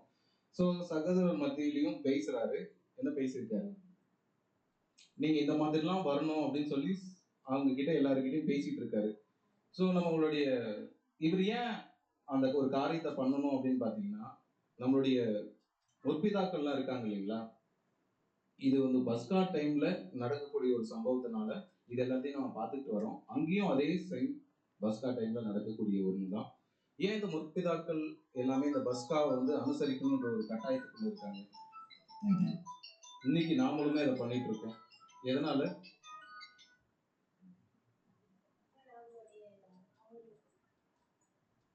நானே சொல்லிடுவேன். ஒன்றும் இல்லை, முற்பிதாக்கள் தேவனுக்காக நிறைய காரியங்கள் செஞ்சிருக்காங்க. அவங்களுடைய மாதிரிகள் எல்லாமே நம்ம பார்த்துட்டு வரோம். இது எல்லாமே எதுக்கு அப்படின்னு பார்த்தீங்கன்னா, இஸ்ரேல்ல வந்து அடிமைத்தனத்தில் இருக்கும்போது அங்கிருந்து தேவன் வந்து அவங்களை மீட்டு கொண்டு கானானுக்கு கொடுத்தாரு இல்லைங்களா? அப்போ அந்த ஒரு நன்றி கடனுக்காக தேவனுக்கு ஒரு காணிக்கையை கொடுக்கணுன்றதுக்காக தான் தொடர்ச்சியா அதை பண்ணிட்டு வராங்க. ஸோ ஒரு கட்டத்துக்கு மேல என்ன ஆகுது அப்படின்னு பார்த்தீங்கன்னா, அவர்கிட்ட இருந்து வாங்கி அவருக்கே கொடுக்குற மாதிரி ஆயிடுச்சு. அது யாரை சொல்றேன்னு உங்களுக்கு தெரியுதுங்களா? தேவன் வந்து ஒரு வாய்ப்பை ஏற்படுத்தி கொடுத்தாங்க. நீங்க அடிமைத்தனத்துல இருந்தது போதும், நீங்க வந்துருங்க அப்படின்னு சொன்னதுனால, இவங்க தன்னுகிட்ட இருக்கிறது எல்லாத்தையுமே என்ன பண்றாங்கன்னா, அந்த பஸ்கால வந்து ஆட்டுக்குட்டியை வந்து அடிச்சு நன்றி கடனை வந்து செலுத்திட்டு இருக்காங்க. இப்படி செலுத்திட்டு இருக்கும்போது ஒரு கட்டத்துக்கு மேல இவங்களுடைய பாவம் என்ன ஆயிடுச்சுன்னா, எதுக்காக செலுத்துறேன்னே தெரியல, தெரியாம போயிட்டதுனால இதை சரி பண்ணணுன்றதுக்காக ஒரு விஷயத்த பண்றாரு. அப்போ அந்த ஒரு விஷயம் எங்க இருந்து வருது அப்படின்னு பாத்தீங்கன்னா, அங்க இருந்து வருது. எங்க இருந்து வருது? தேவன் இருந்தே வந்து திருப்பி அந்த தேவனுக்கே கொடுத்துடுறாங்க. அது எப்படி கொடுத்துறாங்கன்னா, அவமானப்படுத்தி அசிங்கப்படுத்தி எவ்வளவுலாம் அவர் நொறுக்கப்பட முடியுமோ அவ்வளவுத்தையும் பண்ணி கொடுத்து, ஆனா தேவன் என்ன வார்த்தை சொல்றாருன்னு பாத்தீங்கன்னா, என்ன சொல்றாரு? நம்ம மேலதான் அன்பா இருக்கிறாராம். சோ இந்த ஒரு சம்பவம் நம்ம பார்த்தோம் இல்லைங்களா? இது எல்லாமே எப்ப நடந்துச்சு அப்படின்னு பாத்தீங்கன்னா, அந்த பஸ்கா அனுசரிச்சதுக்கு அப்புறம் அங்க சீசர்களுக்கு நடந்துச்சு. சோ இது நாம எப்படி புரிஞ்சுக்கலாம் அப்படின்னு பாத்தீங்கன்னா, நாமளும் அனுசரிக்க போறோம். அனுசரிக்கிறதுக்கு முன்னாடியே இது நடக்கும். அனுசரிச்சு பிரதர் நீங்க கேட்கலாம், அப்போ அதை அனுசரிக்கிற வரைக்கும் தானே பிரதர் நமக்கான சோதனை வரும் அப்படின்னு கேட்டீங்கன்னா, அனுசரிச்சதுக்கு அப்புறம் தான் சோதனையே வரும். ஏன்னா அங்க அனுசரிச்சதுக்கு அப்புறம் தான் எல்லா சம்பவமுமே நடந்துச்சு. சோ இதுல நாம விசேஷமா ஒரு 2 கேரக்டர் நம்ம பார்க்க போறோம். புதிய ஏற்பாட்டுல பாத்தீங்கன்னா அநேக கேரக்டர் இருக்கும். அதுல பெஸ்ட்னு யாருன்னு சொல்லுவாங்கன்னு பாத்தீங்கன்னா யார் சொல்லுவாங்க? பவுல தான் சொல்லுவாங்க. ஆனா இங்க விசேஷமா நம்ம பேதுரு குறிச்சு தான் நம்ம பார்க்க போறோம். ஏன் அப்படின்னு பாத்தீங்கன்னா, எல்லா காரியத்திலையும் நம்மள மாதிரியே இருப்பாரு. அநேக காரியத்துல விழுவாரு, அநேக காரியத்துல எழுவாரு. சோ பவுல் அப்போஸ்தலர் அப்படி கிடையாது. உணர்ந்து அதை வந்து என்ன பண்ணிட்டாங்கன்னா கிறிஸ்துவ மாதிரி. அதனாலதான் அவர் ஸ்டேட்மெண்ட் வந்து எப்படி சொல்றாருன்னா, நான் நல்ல போராட்டத்தை போராடினேன், ஓட்டத்தை முடிச்சேன் அப்படின்னு. ஆனா பேதுரு வந்து அந்த மாதிரி ஒரு வார்த்தையை சொல்ல முடியல. ஏன்னா எல்லா காரியத்திலையும் நம்ம கூட இருக்கணும்ன்றதுக்காகவே தேவன் வந்து அவர் ஏற்படுத்தி இருக்கிறார். சோ இந்த ஒரு சம்பவம் என்ன அப்படின்னு பாத்தீங்கன்னா, பேதுரு என்னென்னலாம் பண்ணாரு அந்த பந்தி அனுசரிச்சதுக்கு அப்புறம் அவர் வந்து இடர்ல அடைஞ்சாரா, இடர்ல அடைந்த நிமித்தம் என்ன, இடர்ல அடையாம இருந்தது நிமித்தம் என்ன அப்படின்றத குறிச்சு நம்ம பார்க்கலாம். வசனம் வாசிக்கலாம். 1 யோவான் யோவான் அதிகாரம் 6 இவைகளுக்கு பின்பு இயேசு திபேரியா கடல் எனப்பட்ட கலிலேயா கடலின் அக்கறைக்கு போனார். சோ இங்க வராரு பேதுரு, அங்க வந்து இந்த மீன் பிடிக்கிற சம்பவம் நமக்கு தெரியும் இல்லைங்களா? சோ அங்க வந்துட்டு பாக்குறாங்க. அந்த டைம் என்ன டைம் அப்படின்னு பாத்தீங்கன்னா 4ஆம் வசனம் வாசிங்க. அப்பொழுது யூதருடைய பண்டிகையாகிய பஸ்கா சமீபமாய் இருந்தது. சோ அப்பவுமே என்ன அப்படின்னு பாத்தீங்கன்னா, புதுசா போய் சந்திக்கும் போதுமே அந்த இடத்துல என்னன்னா பஸ்கா கூடிய ஒரு பண்டிகையா இருந்ததுனால என்ன நடக்குது அப்படின்னு பாத்தீங்கன்னா, முன்னாடி சொன்னோம் இல்லைங்களா, ஏன் அந்த ஒரு பஸ்கா அனுசரிக்கிறாங்க அப்படின்னு பாத்தீங்கன்னா, தேவன் வந்து அவங்களுக்கு செய்த நன்மையின் நிமித்தமாக அவங்களுக்கு வந்து காணிக்கை கொடுக்கறதுக்காக அதை தொடர்ச்சியாக பண்ணிட்டு வராங்க. ஆனா அவங்க என்னதுக்காக பண்றேன்னே தெரியாம பண்ணிட்டு வந்தாங்க. சோ வசனம் அடுத்து வாசிக்கலாம். யோவான் 6ஆம் அதிகாரம் 56ஆம் வசனம். என் மாம்சத்தை புசித்து என் ரத்தத்தை பானம் பண்ணுகிறவன் என்னிலே நிலைத்திருக்கிறான், நானும் அவனிலே நிலைத்திருக்கிறேன். இந்த ஒரு காரியத்தை நீங்க பண்ணீங்களா, நானும் அவங்களுக்குள்ள இருக்கேன், அவங்களும் என் கூட இருக்காங்க அப்படின்னு சொல்லப்பட்டிருக்கு. சோ அடுத்து 66 வாசிங்க. அது முதல் அவருடைய சீஷரில் அநேகர் அவருடனே கூட நடவாமல் பின்வாங்கி போனார்கள். இது என்னுடைய மாம்சத்தை புசித்து என்னுடைய ரத்தத்தை என்னிலே நிலைத்திருப்பான்னு இது என்ன பண்ணிட்டாங்க அப்படின்னு பாத்தீங்கன்னா, ஒரு கூட்டமா இயேசு கிறிஸ்துவோடைய வார்த்தை கேட்டுன்னு வந்தவங்க என்ன பண்ணிட்டாங்கன்னா டக்குன்னு இடரல் அடிச்சுட்டாங்க. இது வந்து கடினமான உபதேசம், இதை வந்து யாரு பண்ண முடியும் அப்படின்னு சொல்லி என்ன பண்ணிட்டாங்க அப்படின்னு பாத்தீங்கன்னா, இது என்னாலலாம் பண்ண முடியாது அப்படின்னு சொல்லி பாதி பேர் என்ன பண்ணிட்டாங்க, போயிட்டாங்க. ஈவன் இந்த டெஸ்ட் வந்து யாருக்குமே வந்துச்சு அப்படின்னு பாத்தீங்கன்னா, யாருக்குமே வந்துச்சுன்னா அந்த 12 சீசர்களுக்குமே வந்துச்சு. சோ கடினமான உபதேசம் அப்படின்னா இவர் என்ன சொன்னாரு, இதுக்கு ஏன் கடினமான உபதேசம்? யார் நியாயப்பிரமாணத்தின் பிரகாரமா ரத்தம் புசிக்க கூடாது அப்படி இருக்கும்போது இவர் வந்து அப்படி சொல்லும் போது இது எதுக்கு அடையாளமா சொல்லப்பட்டிருக்குன்றதே அவங்களால என்ன பண்ணிக்க முடியலன்னா விழிப்புணர்வே இல்ல. இப்ப புரியுதுங்களா அந்த பாடத்தினுடைய தலைப்பு? ஆனா இந்த இடத்துல பேதுரு அதை எப்படி அழகா மேட்ச் பண்றாருன்றது வாசிங்க. அப்பொழுது இயேசு 12 நோக்கி, நீங்களும் போய்விட மனதா இருக்கிறீர்களோ என்றார். அது வந்து மொத்த சீசர்களுக்கும் அவங்க கூட வந்த அந்த எல்லா ஜனங்களுக்கும் சொல்லும் போது இது வந்து கடினமான உபதேசம், இது யார் நம்ம வந்து பின்பற்ற முடியும் சொல்லி எல்லாமே போயிட்டாங்க. அந்த 12 பேரை பார்த்து இயேசு கிறிஸ்து கேட்கிறாரு, நீங்களும் போய்விட மனதா இருக்கிறீர்களா அப்படின்னு கேட்கும்போது அப்பவுமே அவர் என்ன சொல்றாருன்னா, உங்களுக்கு விருப்பம் இருக்குதா இல்லையான்றது அந்த ஆப்ஷனை யார்கிட்ட தான் கொடுக்குறாங்க, 12 பேர்கிட்ட தான் கொடுக்குறாங்க. அதுக்கு பேதுரு வந்து சரியா ஒரு விஷயத்த சொல்றாரு, என்னன்னு பாருங்க. சீமோன் பேதுரு அவருக்கு பிரதி உத்தரமாக, ஆண்டவரே, யாரிடத்தில் போவோம்? நித்திய ஜீவ வசனங்கள் உம்மிடத்தில் உண்டே. இப்ப அவரு எப்படி தெரியும் அவருக்கு? அநேக நம்ம இந்த ஒரு சத்தியம் நம்ம வந்து நிறைய முறை கேட்டிருந்தாலும் திருப்பி நம்ம பார்க்கும்போது நமக்கு புதுசா இருக்குன்னா, நாங்க எதுல இருக்கோம் அப்படின்னு பாத்தீங்கன்னா மாம்சத்துல இருக்கோம். அதாவது நாங்க எங்க போறது, நான் உங்களை நம்பிதான் வந்துட்டேன், அதனால நான் உங்க வீட்டு போறதுக்கு ஐடியாவே இல்லை, நீ எது பண்ணாலும் நான் உங்க கூட தான் வருவேன் அப்படின்னு சொல்லி இந்த இடத்துல வந்து பேதுரு வந்து தெளிவா ஸ்டேட்மெண்ட் கொடுக்குறாரு. அடுத்த வசனம் வாசிங்க. நீ ஜீவனுள்ள தேவனுடைய குமாரனாகிய கிறிஸ்து என்று நாங்கள் விசுவாசித்தோம், அறிந்தும் இருக்கிறோம் என்றான். இந்த 12 பேர்ல கேட்கும்போது இவங்க என்ன சொல்றாங்கன்னா, எல்லாருமே ஒரு மாதிரி ஒருத்தவங்க பார்த்துட்டு இருக்கும்போது பேதுரு என்ன பண்றாருன்னா அவர் அந்த ஒரு ஸ்டேட்மெண்ட் சொல்றாரு. ஸ்டேட்மெண்ட் சொன்னவரு அதுக்கு முன்னாடி எப்படி சொன்னாரு தெரியுமா?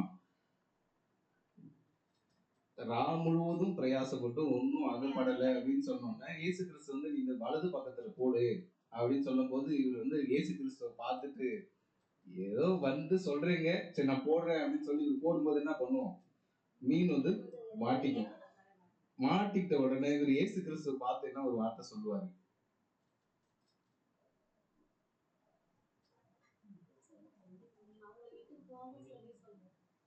நான் வந்து பாவமான ஒரு மனுஷன், அதனால நீங்க என்ன பண்ணுங்க, என்னை விட்டு போயிடுங்க அப்படின்னு சொல்லுவாரு.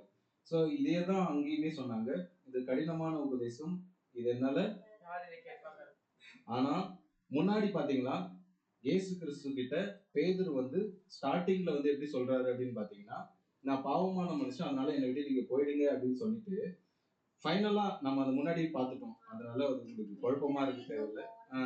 உங்களை விட்டு அந்த நித்திய ஜீவன்ன்றது வந்து உங்ககிட்ட தான் இருக்கு, நாங்க எங்க உங்களை விட்டு போறது அப்படின்னு சொல்லி. அப்ப அந்த அளவுக்கு ஒரு தெளிவு இருக்கு அப்படின்னா எதனால வந்திருக்கும், அவர் அந்த கிறிஸ்துவோடு கூட இருக்கிறதுனாலதான் அந்த ஒரு காரியம் அவருக்கு தெரிஞ்சுது, அதனாலதான் அந்த ஒரு வார்த்தைய சொல்றாங்க.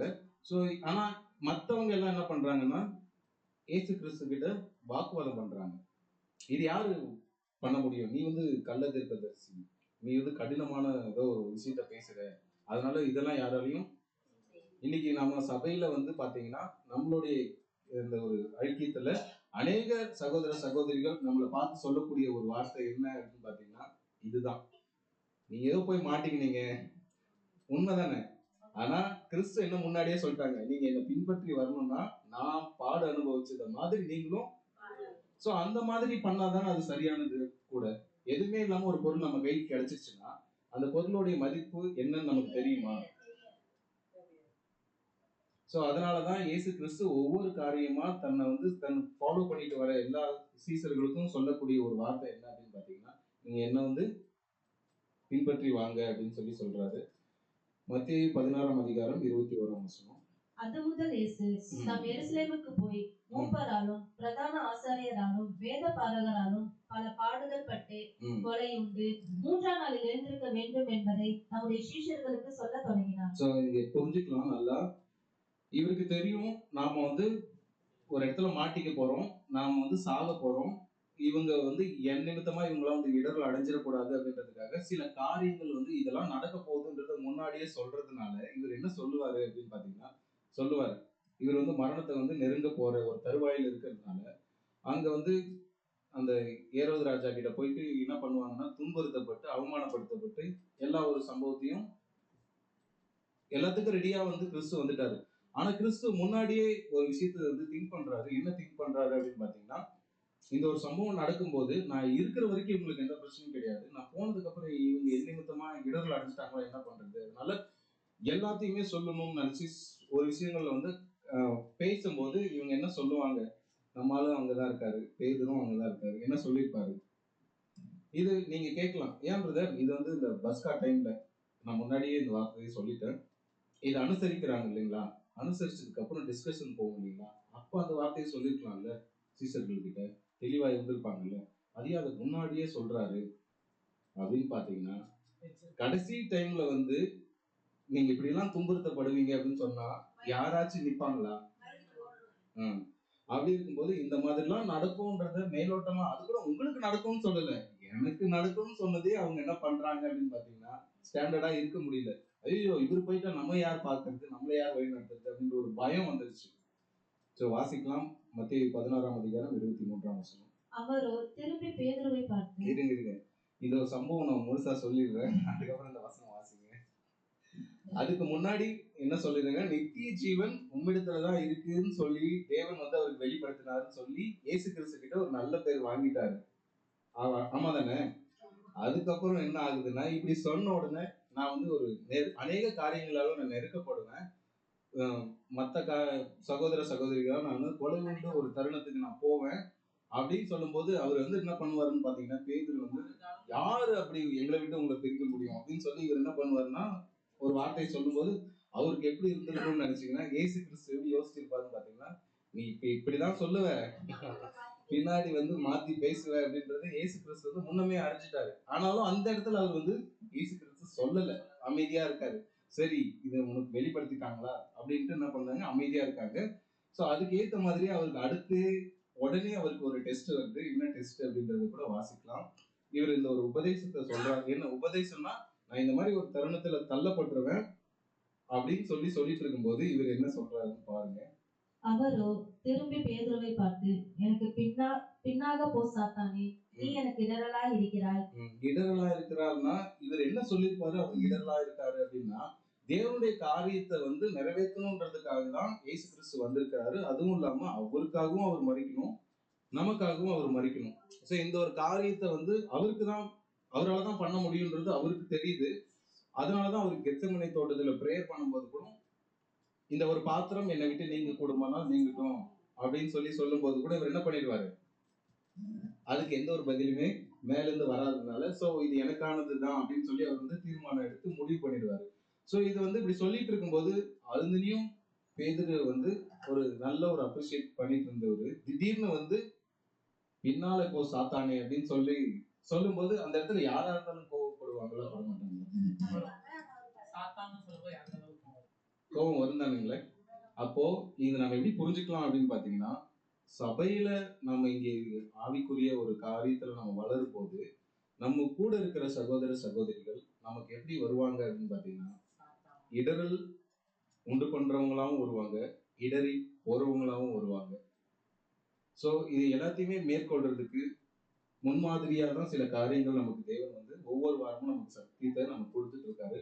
அதை நம்ம உள்வாங்கி அப்படியே வெறுமனையா விட்டு விடாம நம்மளுடைய வாழ்க்கையில அதை வந்து ஒப்பிட்டு பார்க்கக்கூடிய ஒரு தருணத்துல இருக்கிறதுனால அதை நம்ம ஒப்பிட்டு பார்த்து என்னென்னலாம் நமக்கு குறைவா இருக்கு, கூட இருக்கு, அதை ஈக்குவலா நம்ம எப்படி எடுத்துட்டு போகலாம் அப்படின்றதையும் நம்ம வந்து சரி பண்ணிக்கணும் அப்படின்றதுக்காக சொல்றாங்க. சோ இங்க இடர்கள் அடைகிறாய் அப்படின்னும் போது இவர் வந்து இடர்கள் அடைகிறான்னா இந்த ஒரு வார்த்தையை வந்து எப்படி பேசுறாங்கன்னா, எனக்கு எதிராக பேசுறாங்கன்றது புரிஞ்சுக்காம என்னை கஷ்டப்படுத்துற மாதிரி நீ பேசிட்ட. ஏன்னா மொழிபெயர்ப்புன்னும் போது இடர்கள்னும் போது வந்து எனக்கு எதிரில் வந்து நிக்கிறது உன்னை நான் செய்ய விட மாட்டேன் அப்படின்னு சொல்லி அந்த மாதிரி கிடையாது. நான் மனசுக்குள்ள ஒரு விஷயத்த பண்ணிட்டு இருக்கணும்னு உனக்கு பண்ணணும்னு நினைக்கிறத அது வந்து தப்புன்னு சொல்லி சொல்லாம சொல்றாரு. அதை வந்து இவர் எப்படி புரிஞ்சுக்கிட்டாருன்னா இவருக்குமே எதுவுமே தெரியல. ஏன்னா ஒவ்வொரு காரியமா இவங்க வந்து பார்க்க பார்க்க தான் கத்துக்கிறாங்க. வாசிங்க அந்த வசனத்தை ஃபுல்லா. அவரோ திரும்பி பேதுருவை பார்த்து, எனக்கு பின்னாக போ சாத்தானே, நீ எனக்கு இடரலா இருக்கிறாய். தேவனுக்கு ஏற்றவைகளை சிந்தியாமல் மனுஷருக்கு ஏற்றவைகளை சிந்திக்கிறாய் என்றார்.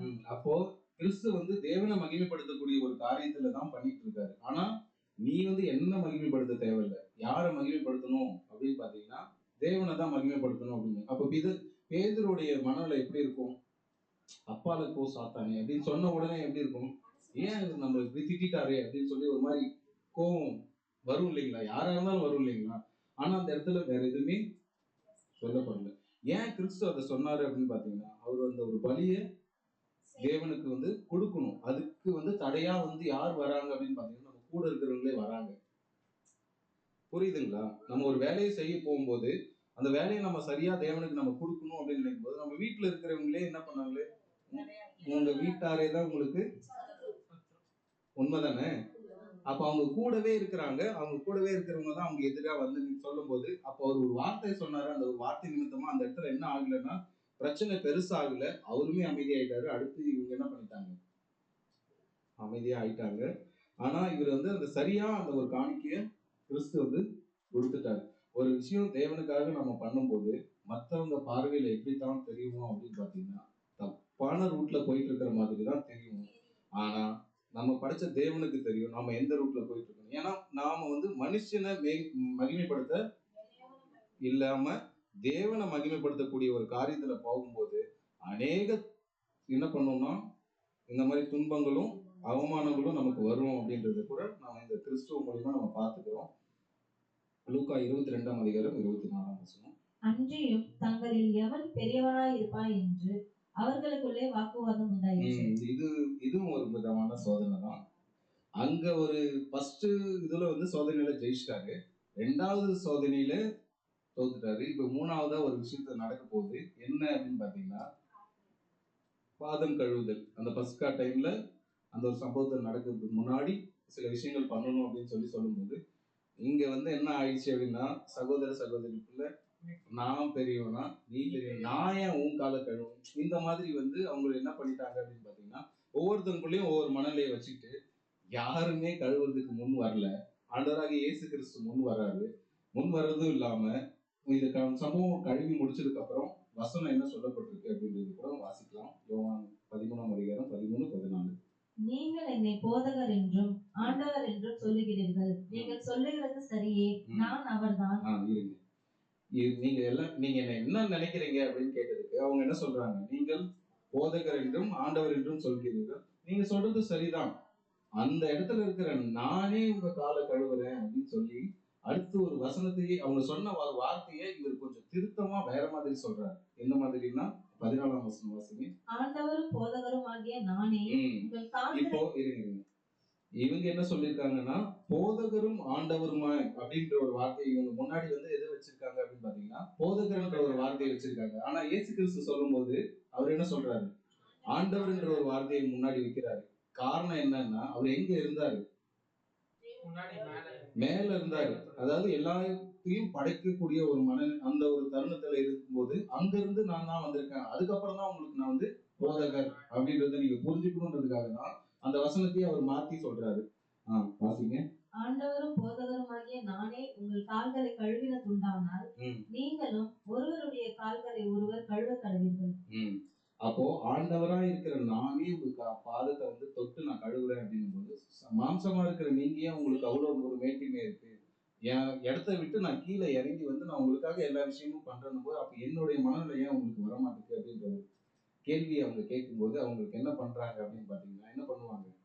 பேதுரு எங்கேயுமே ஒரு வார்த்தையை சொல்லுவாரு, ஐயோ நீங்க என் காலை கழுவுறதா அப்படின்னு ஒரு வார்த்தையை சொல்லும் போது அவர் என்ன சொல்லுவார் பதிலுக்கு? நான் உன்னை கழுவாவிட்டா அப்படின்றதையும் சொல்லுவாரு. சோ இப்ப அடுத்த வசனம் வாசிங்க. மத்திய 26:21. அவர்கள் போஜனம் பண்ணுகையில் அவர் உங்களில் ஒருவன் என்னை காட்டிக் கொடுப்பான் என்று மெய்யாகவே உங்களுக்கு சொல்லுகிறேன் என்றார். இது ஒரு எந்த சம்பவம் அப்படின்னு பாத்தீங்கன்னா, அந்த கால் கழுவுறதுல ஒரு டெஸ்ட் வந்துச்சு. அந்த டெஸ்ட்டை மேற்கொண்டுட்டு அதுக்கப்புறம் போஜனம் பண்ணி முடிச்சிட்டதுக்கு அப்புறம் ஒரு விஷயத்த பேசுறாரு. என்ன அப்படின்னு பேசும்போது, உங்களில் ஒருவன் அப்படின்னும் போது அந்த இடத்துல அந்த 12 பேர் இருக்காங்கன்னா அவங்களுடைய மனநிலை எப்படி இருந்திருக்கும்? நானா இருந்திருக்கணும், அவங்களா இருந்திருக்காங்களோ, அந்த இடத்துல ஒரு மாதிரி யாருன்றதே தெரியாது இல்லைங்களா? அப்போ அந்த இடத்துல அவங்க ஏன் இது மாதிரி சொல்றாரு? அப்பதான் பேதுரு என்ன சொல்லுவாரு அப்படின்னு பாத்தீங்கன்னா, யாரு, அதாவது அந்த ஒரு கான்செப்ட்ல சொல்றேன், நீங்க எதுவும் அந்த மாதிரிலாம் வசனம் இருக்கான்னு கேட்டுறாதீங்க. யாரா இருக்கும் அப்படின்ற மாதிரி, இவங்களா அவங்களா? ஏன்னா கிறிஸ்துவ வந்து காப்பாற்றணும் அப்படின்றதுக்காக பேதுரு என்ன பண்ணிருக்காருன்னா, தன்னுடைய மாம்சத்து மொத்தத்தையும் நான் வந்து இயேசு கிறிஸ்து நான் காப்பாற்றணுன்ற ஒரு மனநிலையில போயிட்டு, இவங்களா அவனா இப்படித்தானே நடந்திருக்கும் அந்த இடத்துல.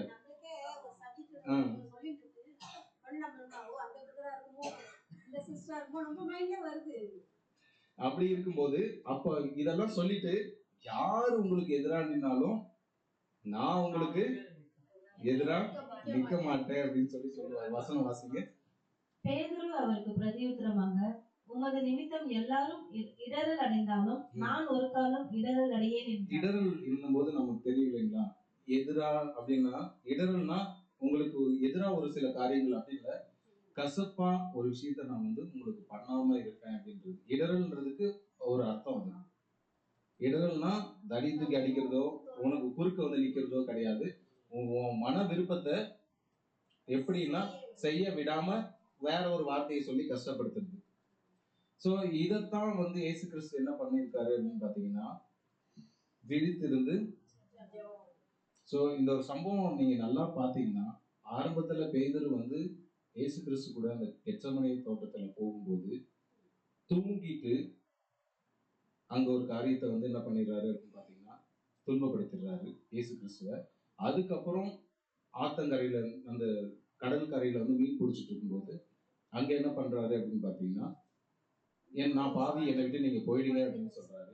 அடுத்து கொஞ்ச நேரத்துல இன்னொரு சம்பவம் நடக்குது. என்ன நடக்குது அப்படின்னு பாத்தீங்கன்னா, நீங்களும் போய்விட மனதா இருந்தால் நீங்களும் போகலாம் அப்படின்னு சொல்லும்போது இவர் என்ன, நித்திய ஜீவன் உங்ககிட்ட தான் இருக்கு. அப்போ அந்த இடத்துல ஒரு தெளிவு கிடைச்சிருக்கு பேதுருக்கு. புரியுதுங்களா? சோ அங்க ஒரு தெளிவு கிடைச்சு அதுக்கப்புறம் என்ன ஆகுது அப்படின்னு பாத்தீங்கன்னா, திருப்பியும் ஒரு சோதனை வருது. அங்கேயும் என்ன பண்றாருன்னு பாத்தீங்கன்னா, அப்பால போ சாத்தான்னு சொல்லி அந்த ஒரு சோதனைக்குள்ள போயிடுறாரு. இப்ப அநேக இடத்துல வந்து இவங்க எல்லாமே விழுந்து விழுந்து வந்தாலும் கூட இவங்க விழுந்த இடத்துலயே இல்லாம என்ன பண்றாருன்னு பாத்தீங்கன்னா, பேதுரு எழுந்து தேவனோட அது கிறிஸ்துவோட கூட போயிட்டே இருக்காரு. இப்போ ஒரு சகோதரன் நமக்கு வந்து ஒரு குற்றச்சாட்டு வச்சு நாம என்ன பண்ணிட்டோம் அப்படின்னு, இருந்தாலும் நமக்கு செட் ஆகாது அப்படின்னு சொல்லி நம்ம போயிடாம அவங்க கூட தான் நம்மளுடைய பயணம். அவங்க எத்தனைனா சொல்லட்டும், நமக்கு அவங்க கிட்டதான் ஒரு விஷயம் இருக்கு அப்படின்னு சொல்லி அவங்க அதை கரெக்டா புரிஞ்சுக்கிறதுனால அநேக தரம், அதான் நமக்கு வசனம் கூட இருக்குங்களா, இந்த நீதிமான் வந்து 7 தரம் விழுந்தாலும் எழுவான் அப்படின்னு சொல்லி. அப்போ நீங்க எத்தனை முறை விழுந்த இடத்துல இல்லாம எந்திரிச்சு போறக்கூடிய அந்த ஒரு மனப்பான்மை பேதுருக்கு அப்போத்துல இருந்தே இருக்கு. சோ அதனாலதான் நான் ஸ்டார்ட் பண்ணும் போதே சொன்னேன், விசேஷமா அந்த பேதுரு அப்படின்றது பாத்தீங்கன்னா புதிய ஏற்பாட்டுல வந்து முந்திரி கொட்டை அப்படின்ற ஒரு பேர் தான் வாங்கியிருப்பாரு. அவருக்குள்ள இருக்கிற அந்த குணலட்சணங்கள் நம்ம ஒரு குறிச்சு பார்க்கும்போதுதான் சில காரியங்கள் நமக்கு தெரியுது. சோ நமக்கு தெரியும் இல்லைங்களா, இது முடிஞ்சதுக்கு அப்புறம் இயேசு கிறிஸ்து வந்து அங்க பிடிக்கிறாங்க. யூதாஸ் காரியத்தை தான் வந்து காட்டி கொடுக்குறாரு. இது போயிட்டு அவரை பிடிச்சி இது பண்ணும்போது எல்லா சகோதரர்களும் என்ன பண்ணிடுறாங்க, வசனம் என்ன சொல்லுச்சு அப்படின்னு பாத்தீங்கன்னா, எல்லாரும் உன்னிட்டு போனாலும் நான் வந்து உன்னிட்டு போக மாட்டேன் அப்படின்னு சொல்லி யார் சொல்றாரு? பேதுரு சொல்லிட்டு அவரே என்ன பண்ணிட்டாருன்னா போயிடுறாரு. அதையுமே இயேசு கிறிஸ்து பாக்குறாரு. அன்னைக்கு சொன்னாரு இல்லைங்களா, எவ்வளவு துன்பம் வந்தாலும் போக மாட்டேன் அப்படின்னு சொல்லும் போது, அப்ப இயேசு கிறிஸ்துவோட மனநிலை, நீ இப்ப இப்படிதான் சொல்லுவ அப்படின்றது அவருக்கு முன்னமே தெரிஞ்சதுனாலதான் நான் அமைதியா இருந்தாரு. அப்போ என்ன அப்படின்னா, நாம நினைக்கிறது எல்லாமே நினைச்ச நேரத்திலே செய்ய முடியாது. அதுக்கும் ஒரு ஒரு நேரம் வரும். அதுக்காக நம்ம காத்திருந்துதான் ஆகணும். அந்த மாதிரி தான் கிறிஸ்துவும் சீசர்கள் ஒரு விஷயத்த சொல்லும் போது அவரை அப்ரிஷியேட் பண்ணிட்டு அமைதியா தான் இருந்தாரு. நீ சொன்னது தப்புன்னு உடனே சொல்லல. புரியுதுங்களா? நம்ம உடனே அது தப்புன்னு நம்ம சொல்லிட்டோமா, அது எப்படி ஆகும் அப்படின்னு பாத்தீங்கன்னா, இவங்க எனக்கு எதிராக பேசுறாங்க அப்படின்ற மாதிரி ஒரு கான்வெகேஷன் போயிடும்.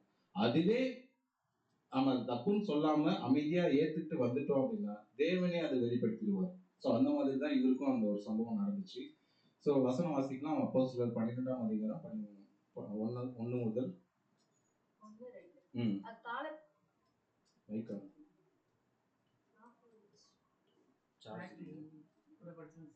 அக்காலத்திலே ஏரோது ராஜா சபையிலே சிலரை துன்பப்படுத்த தொடங்கி யோவானுடைய சகோதரராகிய யாக்கோபை பட்டயத்தினால் கொலை செய்தான். அங்க பாத்தீங்கன்னா ஒரு பேதுரு வந்து மறுதளிச்சிடுறாரு கிறிஸ்துவ. இங்க பாத்தீங்கன்னா என்ன ஆகுது அப்படின்னு பாத்தீங்கன்னா, எல்லாருமே இந்த பஸ்கா யாரெல்லாம் அனுசரிச்சாங்களோ அவங்களுக்கு எல்லாத்துக்குமே ஒரு இடர்கள் வந்துருது. இங்க யாரு கொலை பண்றாங்க? ஏரோது யாக்கோப வந்து கொலை பண்ணிடுறாங்க. சோ அது மட்டும் இல்ல, இவரையும் பிடிச்சிடுறாங்க. யாரையும் பிடிச்சிடுறாங்க அப்படின்னு பாத்தீங்கன்னா, பேதுருவையும் பிடிச்சிடுறாங்க. அந்த பஸ்காவில பேதுரு என்ன பண்ணிட்டாங்கன்னா இடர்ல அரைஞ்சிட்டாங்க. அதாவது கிறிஸ்துவோடு அனுசரிச்சு அந்த பஸ்காவில அவரோட ஸ்ட்ராங்கா கிறிஸ்து மாதிரி இருக்க முடியாம இடறி போயிட்டாரு. அதுக்கப்புறம் அனுசரிக்கக்கூடிய அந்த பஸ்காவில அவர் எப்படி இருக்காரு அப்படின்றத குறிச்சு நம்ம பார்க்கலாம். வசனம் வாசிங்க. அது யூதருக்கு பிரியமாய் இருக்கிறது என்று அவன் கண்டு பேதுருவையும் பிடிக்க தொடர்ந்தான். அப்பொழுது புளிப்பில்லாத அப்ப பண்டிகை நாட்களா இருந்தது. இப்ப என்ன பண்றாங்கன்னா, யாக்கோபை கொலை பண்ண மாதிரி பேதுருவையும் பிடிச்சு கொலை பண்ணணும்னு சொல்லி பிடிச்சிட்டாங்க. பிடிச்சி என்ன பண்ணிட்டாங்கன்னா, அந்த டைம்ல வந்து பஸ்கா ஒரு அனுசரிக்கிற ஒரு பண்டிகையா இருந்ததுனால அவங்க வந்து பஸ்கா முடிஞ்சதுக்கு அப்புறம் அவங்க வந்து கொண்டுடலாம் அப்படின்னு சொல்லி அவங்க வந்து என்ன பண்ணிடுறாங்கன்னா சிறையில வச்சிருந்தாங்க. வாசிக்கலாம் 4வது வசனம். அவனை பிடித்து சிறைசாலையிலே வைத்து பஸ்கா பண்டிகைக்கு பின்பு ஜனங்களுக்கு முன்பாக அவனை வெளியிலே கொண்டு வரலாம் என்று எண்ணி அவனை காக்கும். அதாவது இது வசனம் வாசிக்க தேவையில்ல. அவனை வந்து ஜெயில போட்டு பஸ்கா பண்டிகை முடிஞ்சதுக்கு அப்புறம் இவனை கூட்டு வந்து கொலை பண்ணிடலாம். இவங்களை கொலை பண்ணும் போது அந்த யூதர்களுக்கு வந்து எப்படி இருக்கும் அப்படின்னா ஒரு மாதிரி மன மகிழ்ச்சியா இருக்குமா. அந்த ஒரு சந்தோஷத்தை இவங்களுக்கு நம்ம கொடுக்கணும் அப்படின்றதுக்காகவே பேதுரு பிடிச்சு கொண்டு போய் எங்க வச்சுட்டாங்க? சிறையில வச்சுட்டாங்க. நீங்க நல்லா கவனிச்சீங்கன்னா ஒரு சம்பவம் இருக்கு. அது புரியுதான்னு உங்களுக்கு நான் கேள்வி கேட்கிறேன். அதை நீங்க பதில் சொல்றீங்க. நான் பாக்குறேன். வாசிங்க. அப்பொழுது கர்த்தருடைய தூதன் அங்கே வந்து நின்றான். அறையிலே வெளிச்சம் பிரகாசித்தது. அவன் பேதுருவை விலாவிலே தட்டி சீக்கிரமாய் எழுந்திரு என்று அவனை எழுப்பினான். உடனே சங்கிலிகள் அவன் கைகளில் இருந்து விழுந்தது. சோ இங்க பாத்தீங்கன்னா ஜெயில வச்சிருக்காங்க. இங்கேயுமே பேதுரு என்ன பண்ணிட்டு இருக்காரு? ஆரம்பத்திலயும் தூங்கிட்டு தான் இருந்தாரு, இங்கேயும் தூங்கிட்டு தான் இருந்தாரு. இப்போ நீங்க சொல்லுங்க, நாம இந்த ஒரு தலைப்பின் பிரகாரமா விழித்திருந்து ஜெபம் பண்றதுன்றது எதை குறிக்குது? தூங்குறதையா? அப்புறம் நல்லா புரிஞ்சுக்கிட்டீங்கன்னா ஆரம்பத்துல எதுவுமே தெரியாம தூங்கிட்டாரு. அதுக்கப்புறம் சத்தியத்துல எவ்வளவு கிறிஸ்துவே நம்ம பறி கொடுத்துட்டோமே அப்படின்னு சொல்லி என்ன பண்றாருன்னா அவருடைய காரியத்துல அவர் தெளிவா இருக்கிறாரு. இங்கேயுமே தூங்கிட்டு தான் இருக்காரு. ஆனா இங்க தூங்கிட்டு இருந்தாலும் என்ன நடக்குது அப்படின்னு பாத்தீங்கன்னா தேவனுக்கு உண்டான ஒரு வேலை தேவனே நடத்துறாரு. சோ வந்து என்ன பண்றாருன்னா தூங்கிட்டு இருக்கிற பேதுரு வந்து தட்டி எழுப்புறாரு. நான் வந்து கொலை பண்ண அனுமதிக்க போறது கிடையாது. என்ன பண்ண அப்படின்னு பாத்தீங்கன்னா எழுந்திருச்சு அப்படின்னு சொல்றவங்க சங்கிலிகளை கட்டி வச்சிருந்த போது அவங்க என்ன பண்ணாங்க, 2 காவலாளி இருக்காங்க. அவங்க நடுவுல படுத்துட்டு இருக்காங்க. அங்க வந்து தேவதூதர் வந்து அவங்களுடைய விழாவில தட்டி எழுப்பி சங்கிலி அறுக்கப்படுது. அங்கிருந்து வெளில வராரு. வெளில வர்றது அப்படின்றது பாத்தீங்கன்னா இது 2 விஷயம். ஒண்ணு விழித்திருந்து ஜெபம் பண்ணது பேதுரு. இன்னொன்னு யாரு அப்படின்னு பாத்தீங்கன்னா அந்த கூட இருந்த சகோதர சகோதரிகள். அவங்களும் அவங்களுக்காக பிரயாசப்பட்டு ஜெபம் பண்ணியிருக்காங்க. அந்த நிமித்தமாக தான் இந்த ஒரு காரியம் நடந்துச்சு. வசனம் வாசிக்கலாம். அப்ப அப்படியே பேதுரு சிறைச்சாலையிலே காக்கப்பட்டிருக்கையில் ம். சபையார் அவனுக்காக தேவனை நோக்கி ஊக்கத்தோடு ஜெபம் ஆமா. பண்ணினார்கள். சபையில இருக்கிற சகோதர சகோதரிகள் அவங்களுக்காக என்ன பண்றாங்க அப்படின்னு பாத்தீங்கன்னா ஜெபம் பண்றாங்க. ஏரோது அவனை ஏரோது வந்து அவனை கொண்டு வர்றதுக்காக சிறைச்சாலைக்குள்ள போகும்போது அங்க என்ன பண்றாருன்னா பேதுரு இல்ல இல்லாம போயிடுறாரு. எங்க போயிடுறாரு? அதான் தூதர் வந்து என்ன பண்ணிடுறாருன்னா நீங்க வெளியில போங்க அப்படின்னு. சோ அப்போ ஒரு சகோதரனுக்கு ஒரு ப்ராப்ளம் வருது, ஒரு சகோதரன் ஒரு விஷயத்துல வந்து கஷ்டப்படுறாரு அப்படின்னா சபையார் மொத்தமும் அந்த சகோதரனுக்காக பிரயாசப்பட்டு தேவனிடத்துல பிரேயர் பண்ணும்போது அந்த ஜெபம் வந்து தேவனுடைய பார்வைக்கு கேட்கப்படும். அந்த ஒரு காரியத்தை சகோதரன் உங்களுடைய விண்ணப்பத்தின் மூலியமா அந்த சகோதரர்களுக்கு வந்து என்ன பண்ணுவாங்கன்னா அந்த ஆபத்துல இருந்து அவங்கள இருந்து விலக்கிக்குவாங்க. அது மட்டும் கிடையாது, இது அவங்க மட்டும்தான் பண்ணணுமானா அதுக்கு முன்னாடி பேதுரு எப்படி இருந்தாரோ அதுக்கப்புறம் அவர் எப்படி மாறினாரு அப்படின்றதையும் பார்க்கணும். அதே சமயம் கூட இருக்கிற சகோதர சகோதரிகளும் அவங்களுக்காக பிரயாசப்படுறாங்க. அதுக்கப்புறம் தான் அந்த இடத்துக்கு வராரு. யாரு நமக்காக பிரேயர் பண்ணாங்களோ அந்த இடத்துக்கே வந்து நிக்கிறாரு. எப்படி நீங்க வந்தீங்கன்னு அவங்களே கேட்கிறாங்க. இந்த மாதிரின்னு சொன்னோன்னே அதுக்கப்புறம் அவங்களுக்கு கொஞ்சம் தூரமா அது அது அந்த கான்செப்ட். ஸோ இப்ப பாத்தீங்கன்னா பேதருக்கு வந்து அந்த சோதனையில அநேக தரம் விழுந்தது மட்டும்தான் நமக்கு தெரியும். ஆனா அவர் பின்னாடி எழுந்து என்னென்ன வேலையெல்லாம் பார்த்திருக்காருன்றது நமக்கு ஒரு முன்மாதிரியா இந்த இடத்துல வச்சிருக்கோங்க. ஸோ அடுத்து நம்ம பார்க்கக்கூடியது முக்கியமான ஒருத்தர், எல்லாருக்கும் தெரிஞ்ச ஒருத்தர். இவருக்கும் சில சோதனைகள் வந்துச்சு. இந்த சோதனையில பேதுரு மாதிரி இவர் செயல்பட்டாரா இல்ல இவர் இவராவே செயல்பட்டாரா அப்படின்றத குறிச்சு நம்ம பாடத்தை பார்த்து முடிச்சிடலாம். முடிய போகுது. வாசிங்க. யோவான் 12ஆம் அதிகாரம் 1ஆம் வசனம். பஸ்கா பண்டிகை வர 6 நாளைக்கு முன்னே இயேசு தம் மரணத்தில் இருந்து எழுப்பின லாசரு இருந்த பெத்தானியாவுக்கு வந்தார். அங்கே அவருக்கு ராவிருந்து பண்ணினார்கள். மார்த்தாள் பணிவிடை செய்தால், லாசரும் அவருடன் கூட பந்தி இருந்தவர்களில் ஒருவனாய் இருந்தான். சோ இங்க என்ன நடக்குது அப்படின்னு பாத்தீங்கன்னா பஸ்கா பண்டிகை வர்றதுனால கிறிஸ்து என்ன பண்ணிட்டாருன்னு பாத்தீங்கன்னா பெத்தானியால இருக்கிற அந்த லாசர் வீட்டுக்கு தான் எப்பவுமே வருவார் இல்லைங்களா? அங்கதான் மார்த்தாள் மரியாதை இருப்பாங்க. சோ அங்க வந்து இருக்கும்போது என்ன ஆகுது அப்படின்னு பாத்தீங்கன்னா ஒரு சம்பவம் நடக்குது. என்ன சம்பவம்? எல்லாருக்கும் பணிவிடை செஞ்சுட்டு இருக்காங்க. அப்போ ஒரு சம்பவம் நடக்குது. அந்த ஒரு வெளியேற பெற்ற அந்த தைலத்தை எடுத்துட்டு வந்து கிறிஸ்துவோடைய காலில் கொட்டி தன்னுடைய தலை மயிரால என்ன பண்ணுவாங்கன்னா இது பண்ணுவாங்க. ஸோ இந்த ஒரு சம்பவம் நடக்கும்போது யாரும் அங்க இருக்காங்க அப்படின்றத அண்டர்லைன் பண்ணிருக்கு வசனம். யாரு இருக்காங்க? ஸோ நல்லா கவனிச்சுக்கோங்க. அடுத்த வசனம் வாசிங்க. அப்பொழுது மரியாள் வெளியேற பெற்ற கலங்கமில்லாத நலதம் என்னும் தைலத்தில் ஒரு ராத்தல் கொண்டு வந்து அதை இயேசுவின் பாதங்களில் பூசி தன் தலைமயிரால் அவருடைய பாதங்களை துடைத்தாள். அந்த வீடு முழுவதும் தைலத்தின் பரிமளத்தினால் நிறைந்தது. சோ அந்த எண்ணெயை வந்து அவருடைய காலில் பூசும் போது அந்த வீடு ஃபுல்லாவே என்ன பண்ணுச்சுங்கன்னா நறுமணம் வீசிச்சுங்களா. சோ இது யாரு பாக்குறாங்க அப்படின்னு பாத்தீங்கன்னா எல்லா சீசர்களும் பாக்குறாங்க.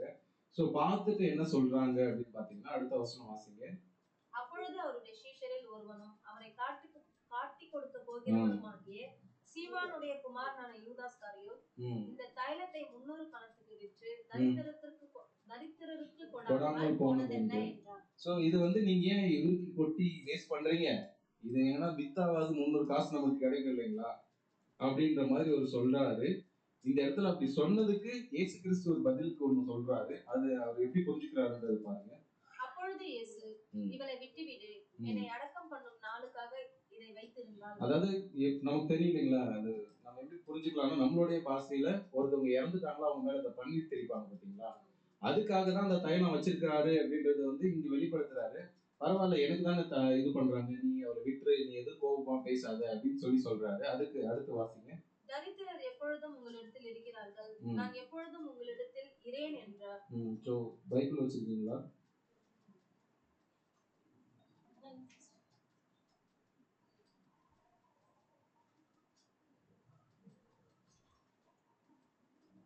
எட்டாம் வசனம் வாசிங்க. சரி 9வது வசனம்.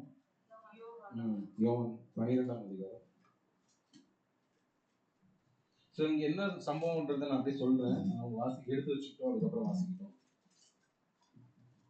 நீங்க அந்த தைலம் தேய்ச்சிட்ட உடனே இதை நீங்க இப்படி பண்றீங்களே, இதை நீங்க வேஸ்ட் பண்றீங்க, நீங்க என்ன பண்ணீங்க வச்சிருந்தீங்கன்னா ஒரு 300 காசுக்கு வித்து நீங்க காசு ஆக்கிருக்கலாம், இது கொண்டாந்து இவர் காலில் கொட்டி இந்த மாதிரி பண்றீங்களே. அப்போ கிறிஸ்து இங்க என்ன சொல்லியிருக்காரு அப்படின்னு பாத்தீங்கன்னா, இவளை நீ வந்து வையாத திட்டாத, இவர் என் மேல இருக்கிற அன்பின் நிமித்தமாக நான் இறக்கிறதுக்கு அந்த நாள்ல வந்து வச்சிருக்க வேண்டிய அந்த தைலத்தை இன்னைக்கு கொண்டாந்து கட்டிட்டாங்க. அதனால இவரு நீ எதுவும் சொல்லாத அப்படின்னு சொன்னோன்னே இவருடைய மனநிலை எப்படி இருக்கு அப்படின்னு பாத்தீங்கன்னா, அப்போ நான் எதுவும் பேசக்கூடாதா இந்த இடத்துல? ஆனா அங்க பேதுரு கூட கம்பேர் பண்ணும்போது பேதுரு வந்து அப்பால போ சாத்தானேன்னு சொல்லியிருக்காரு. இவர் வந்து வையாதன்னு தான் இவரை சொன்னாரு. நல்லா புரிஞ்சுக்கோங்க, வார்த்தைகள் தெளிவா இருக்குங்களா? ஒருத்தவங்க சாத்தானே திட்டும் போது கோபம் வரல அங்க பேதுருக்கு. இவரை திட்டாதன்னு சொல்லி சொல்றாரு. ஆனா இந்த இடத்துல அவர் யூதாஸ் காரியத்தை வந்து நீங்க என்ன எப்படி இப்படி சொல்லலாம்? புரியுதுங்களா? சோ அந்த மாதிரி வந்து இவங்க வந்து புரிஞ்சுக்கிட்டு என்ன பண்றாங்கன்னா இவர் போயிடுறாரு. இவராதான் போறாரு. வாசிங்க 9வது வசனம். அப்பொழுது யூதரில் திரளான ஜனங்கள் அவர் அங்கே இருக்கிறதை அறிந்து இல்ல சரி விடுங்க, நானே சொல்லிடுறேன். அந்த கான்செப்ட் சொல்லிடுறேன். இவர் என்ன பண்ணிட்டாருன்னா அந்த இடத்த விட்டு போயிட்டு இவரா வாலண்டரியா போய் அந்த 30 வெள்ளி காசுக்காக கிறிஸ்துவ வந்து காட்டி கொடுக்குற அந்த இடத்துக்கு போயிடுறாரு. நான் வந்து கிறிஸ்துவ நான் காட்டி கொடுத்தா எனக்கு என்ன தருவீங்க அப்படின்னு சொல்லி இவர் என்ன பண்ணிடுறாரு அப்படின்னு பாத்தீங்கன்னா போயிடுறாரு. போயிட்டு அவங்க யாரும் வந்து தேடிட்டு வரல, இவராதான் போறாரு. என்ன காரணம் அப்படின்னு பாத்தீங்கன்னா இவர் சொன்ன அந்த ஒரே காரணம் தான், அவளை வையாதே அப்படின்னு சொன்னதுக்காக இவருக்கு கோபம் வந்துருச்சு. ஆனா அங்க நம்ம பேதுரு கிட்ட இருக்கிற அந்த குணாலட்சணங்கள் என்ன அப்படின்னு பாத்தீங்கன்னா அப்பால போ சாத்தானேன்னு சொல்லி கூட பேதுரு என்ன பண்ணல, கோவப்படல, அவர் விட்டு போகவும் இல்லை. நியாயமா பார்த்தா யாருதான் போயிருக்கணும் இந்த ஒரு கான்செப்ட்ல. அப்போ பேதுரை குறிச்சு நம்ம எல்லாருமே என்ன நினைச்சிட்டு இருக்கோம், அவர் ஒரு முந்திரி கொட்டை, அவசர கொடுக்க, எதை பண்ணணுமே தெரியாம சில விஷயங்கள். ஆனா உண்மையா நமக்கு கரெக்டா பொருந்தக்கூடியது யாருதான் அப்படின்னு பாத்தீங்கன்னா பேதுரு தான். ஏன்னா நாமளும் மாம்சத்துல இருக்கோம். அநேக காரியத்துல இப்போ நம்ம இன்னைக்கு நம்ம இந்த சத்திய பாடம் கேட்டோமா, நாளைக்கு சண்டே சர்வீஸ், அடுத்த ஒரு வாரத்துல நம்ம என்னெல்லாம் தப்பு பண்ணுவோம் நமக்கே தெரியும். ஆனா அடுத்த வாரம் சண்டே வரும்போது நம்ம என்ன பண்ணுவோம், சரி பண்ணிக்குவோம். அந்த மாதிரி தான் நீங்க இப்படி பண்ணுவீங்கன்னு தெரியும். ஆனா நீங்க என்ன பண்ணுங்க, விழுந்த இடத்துல இல்லாம யூதர்களுடைய முறைப்படி ஒரு விஷயம் இருக்கு. என்ன அப்படின்னு பாத்தீங்கன்னா உப்பு. ஒருத்தவங்க வீட்டுல போய் ஒருத்தவங்க சாப்பிட்டுட்டாங்கன்னா சாப்பிட்டவங்க வீட்டுக்கு துரோகம் பண்ண மாட்டாங்க. அதான் என்னமோ சொல்லுவாங்க, உண்ட வீட்டுக்கு அந்த மாதிரி. ஆனா இங்க அப்பம் புசிச்சாங்க. யாரு? யூதாஸ் காரியத்து கிறிஸ்துவோடு கூட பந்தி இருந்தாங்க. பந்தி இருந்து ஒரு என்ன வேலையை பார்த்துட்டு போயிருக்காருன்னு பாத்தீங்கன்னா அந்த வேலையை பார்த்துட்டு போயிட்டாரு. எந்த வேலை? காட்டி கொடுத்துட்டு. அப்போ ஏன் இந்த ஒரு வார்த்தை சொல்லப்பட்டிருக்கு அப்படின்னா யூதர்களுடைய முறைப்படி ஒருத்தவங்க சகோதர வீட்டுக்கு போய் நம்ம அதுல சாப்பிடக்கூடாது அப்படின்னு நினைச்சு இருந்துட்டாங்கன்னா அப்போ அவங்களுக்கு ஏதோ ஒரு விஷயத்த இவங்க பண்ண போறாங்க. அதனாலதான் அவங்க வந்து அந்த பந்தியில வந்து கை வைக்க மாட்டாங்க. ஒருவேளை சாப்பிட்டுட்டாங்களா அவங்களுக்கு அந்த ஒரு உணர்வு தெரியும், நாம அந்த மாதிரி பண்ண மாட்டோம், பண்ணக்கூடாது, நம்ம அவங்க வீட்டுல சாப்பிட்டோம், அந்த சகோதரி வீட்டுக்கு எந்த ஒரு கெடுதலும் நம்ம நினைக்க கூடாது அப்படின்ற ஒரு மனநிலை அவங்களுக்கு வந்துடும். ஆனா இங்க என்ன பண்ணுச்சு அப்படின்னு பாத்தீங்கன்னா சாப்பிடவும் செஞ்சுட்டாங்க, அந்த ரெண்டகமும் செஞ்சுட்டாங்க. யார் செஞ்சுட்டாங்க? சோ நாம கூட ஒரு உணவை சாப்பிடதான் போறோம். பாடம் முடிஞ்சது, அவருடைய பந்தியில நம்ம போய் கை வைக்க போறோம். நாம எல்லாருமே சகோதர சகோதரிகளா ஒரே குடும்பமா இருக்கிறதுனால நமக்குள்ள 1000 கருத்து வேறுபாடுகள் இருந்தாலும் அவருடைய பந்தி அனுசரித்து போகக்கூடிய அந்த ஒரு தருவாயில நாம இருக்கிறோம். அப்ப நாம என்ன பண்ணணும் அப்படின்னு பாத்தீங்கன்னா நம்மளுடைய சரீரத்திலையும் நம்மளுடைய சிந்தையிலையும் அநேக விதமான கசப்பான எண்ணங்கள் இருந்தாலுமே அதை எல்லாத்தையுமே சரி செஞ்சுட்டு ஒன்னா நம்ம அதுக்குள்ள போயிட்டு அனுசரிக்க இருக்கிறோம். அதனால நம்ம அநேக சகோதரர்களுக்கு வந்து இடர்களா இருந்திருந்தாலும் இல்ல மற்ற சகோதர சகோதரிகள் நம்ம இடர்களுக்குள்ள தள்ளி இருந்தாலும் நாம என்ன பண்ணணும் அப்படின்னு பாத்தீங்கன்னா தேவனுக்கு அறிக்கை செய்து விட்டுட்டு அந்த சகோதரர்களுக்கு மத்தியில் நம்ம என்ன பண்ணணும் அப்படின்னு பாத்தீங்கன்னா சில விஷயங்கள் நான் பண்ணது தப்பா இருந்தா மன்னிச்சிடுங்க அப்படின்னு சொல்லி நாம அந்த ஒரு காரியத்துல நம்ம கை வச்சோம். ஆனா கிறிஸ்து நம்ம குறிச்சு அநேக விஷயத்துல சந்தோஷப்படுவார், தேவனும் சந்தோஷப்படுவார். ஏன் அப்படின்னு பாத்தீங்கன்னா எவன் தன்னுடைய பாவத்தை அறிக்கை செய்து விட்டுகிறானோ அவன் என்ன பண்ணுவான். சோ அப்ப நாம தேவனுடைய அந்த ஒரு காரியத்துக்குள்ள நம்ம போறோம் அப்படின்னும் போது நமக்குள்ள அந்த எந்த ஒரு கசப்பும் இல்லாம நாம சுத்தமான இருதயத்தோடு எல்லா சகோதர சகோதரிகளும் நல்லா இருக்கணும். அதே சமயம் நாமளும் யாருக்கும் தடையா இருக்கக்கூடாது, தடங்களா இருக்கக்கூடாது அப்படின்றதையும் மனசுல வச்சுட்டு இந்த ஒரு காரியத்துக்குள்ள நம்ம கடந்து போவோம். பொறுமையோடு கேட்டவங்க அனைவரையும் தெய்வம் தாமே ஆசீர்வதிப்பார்கள்.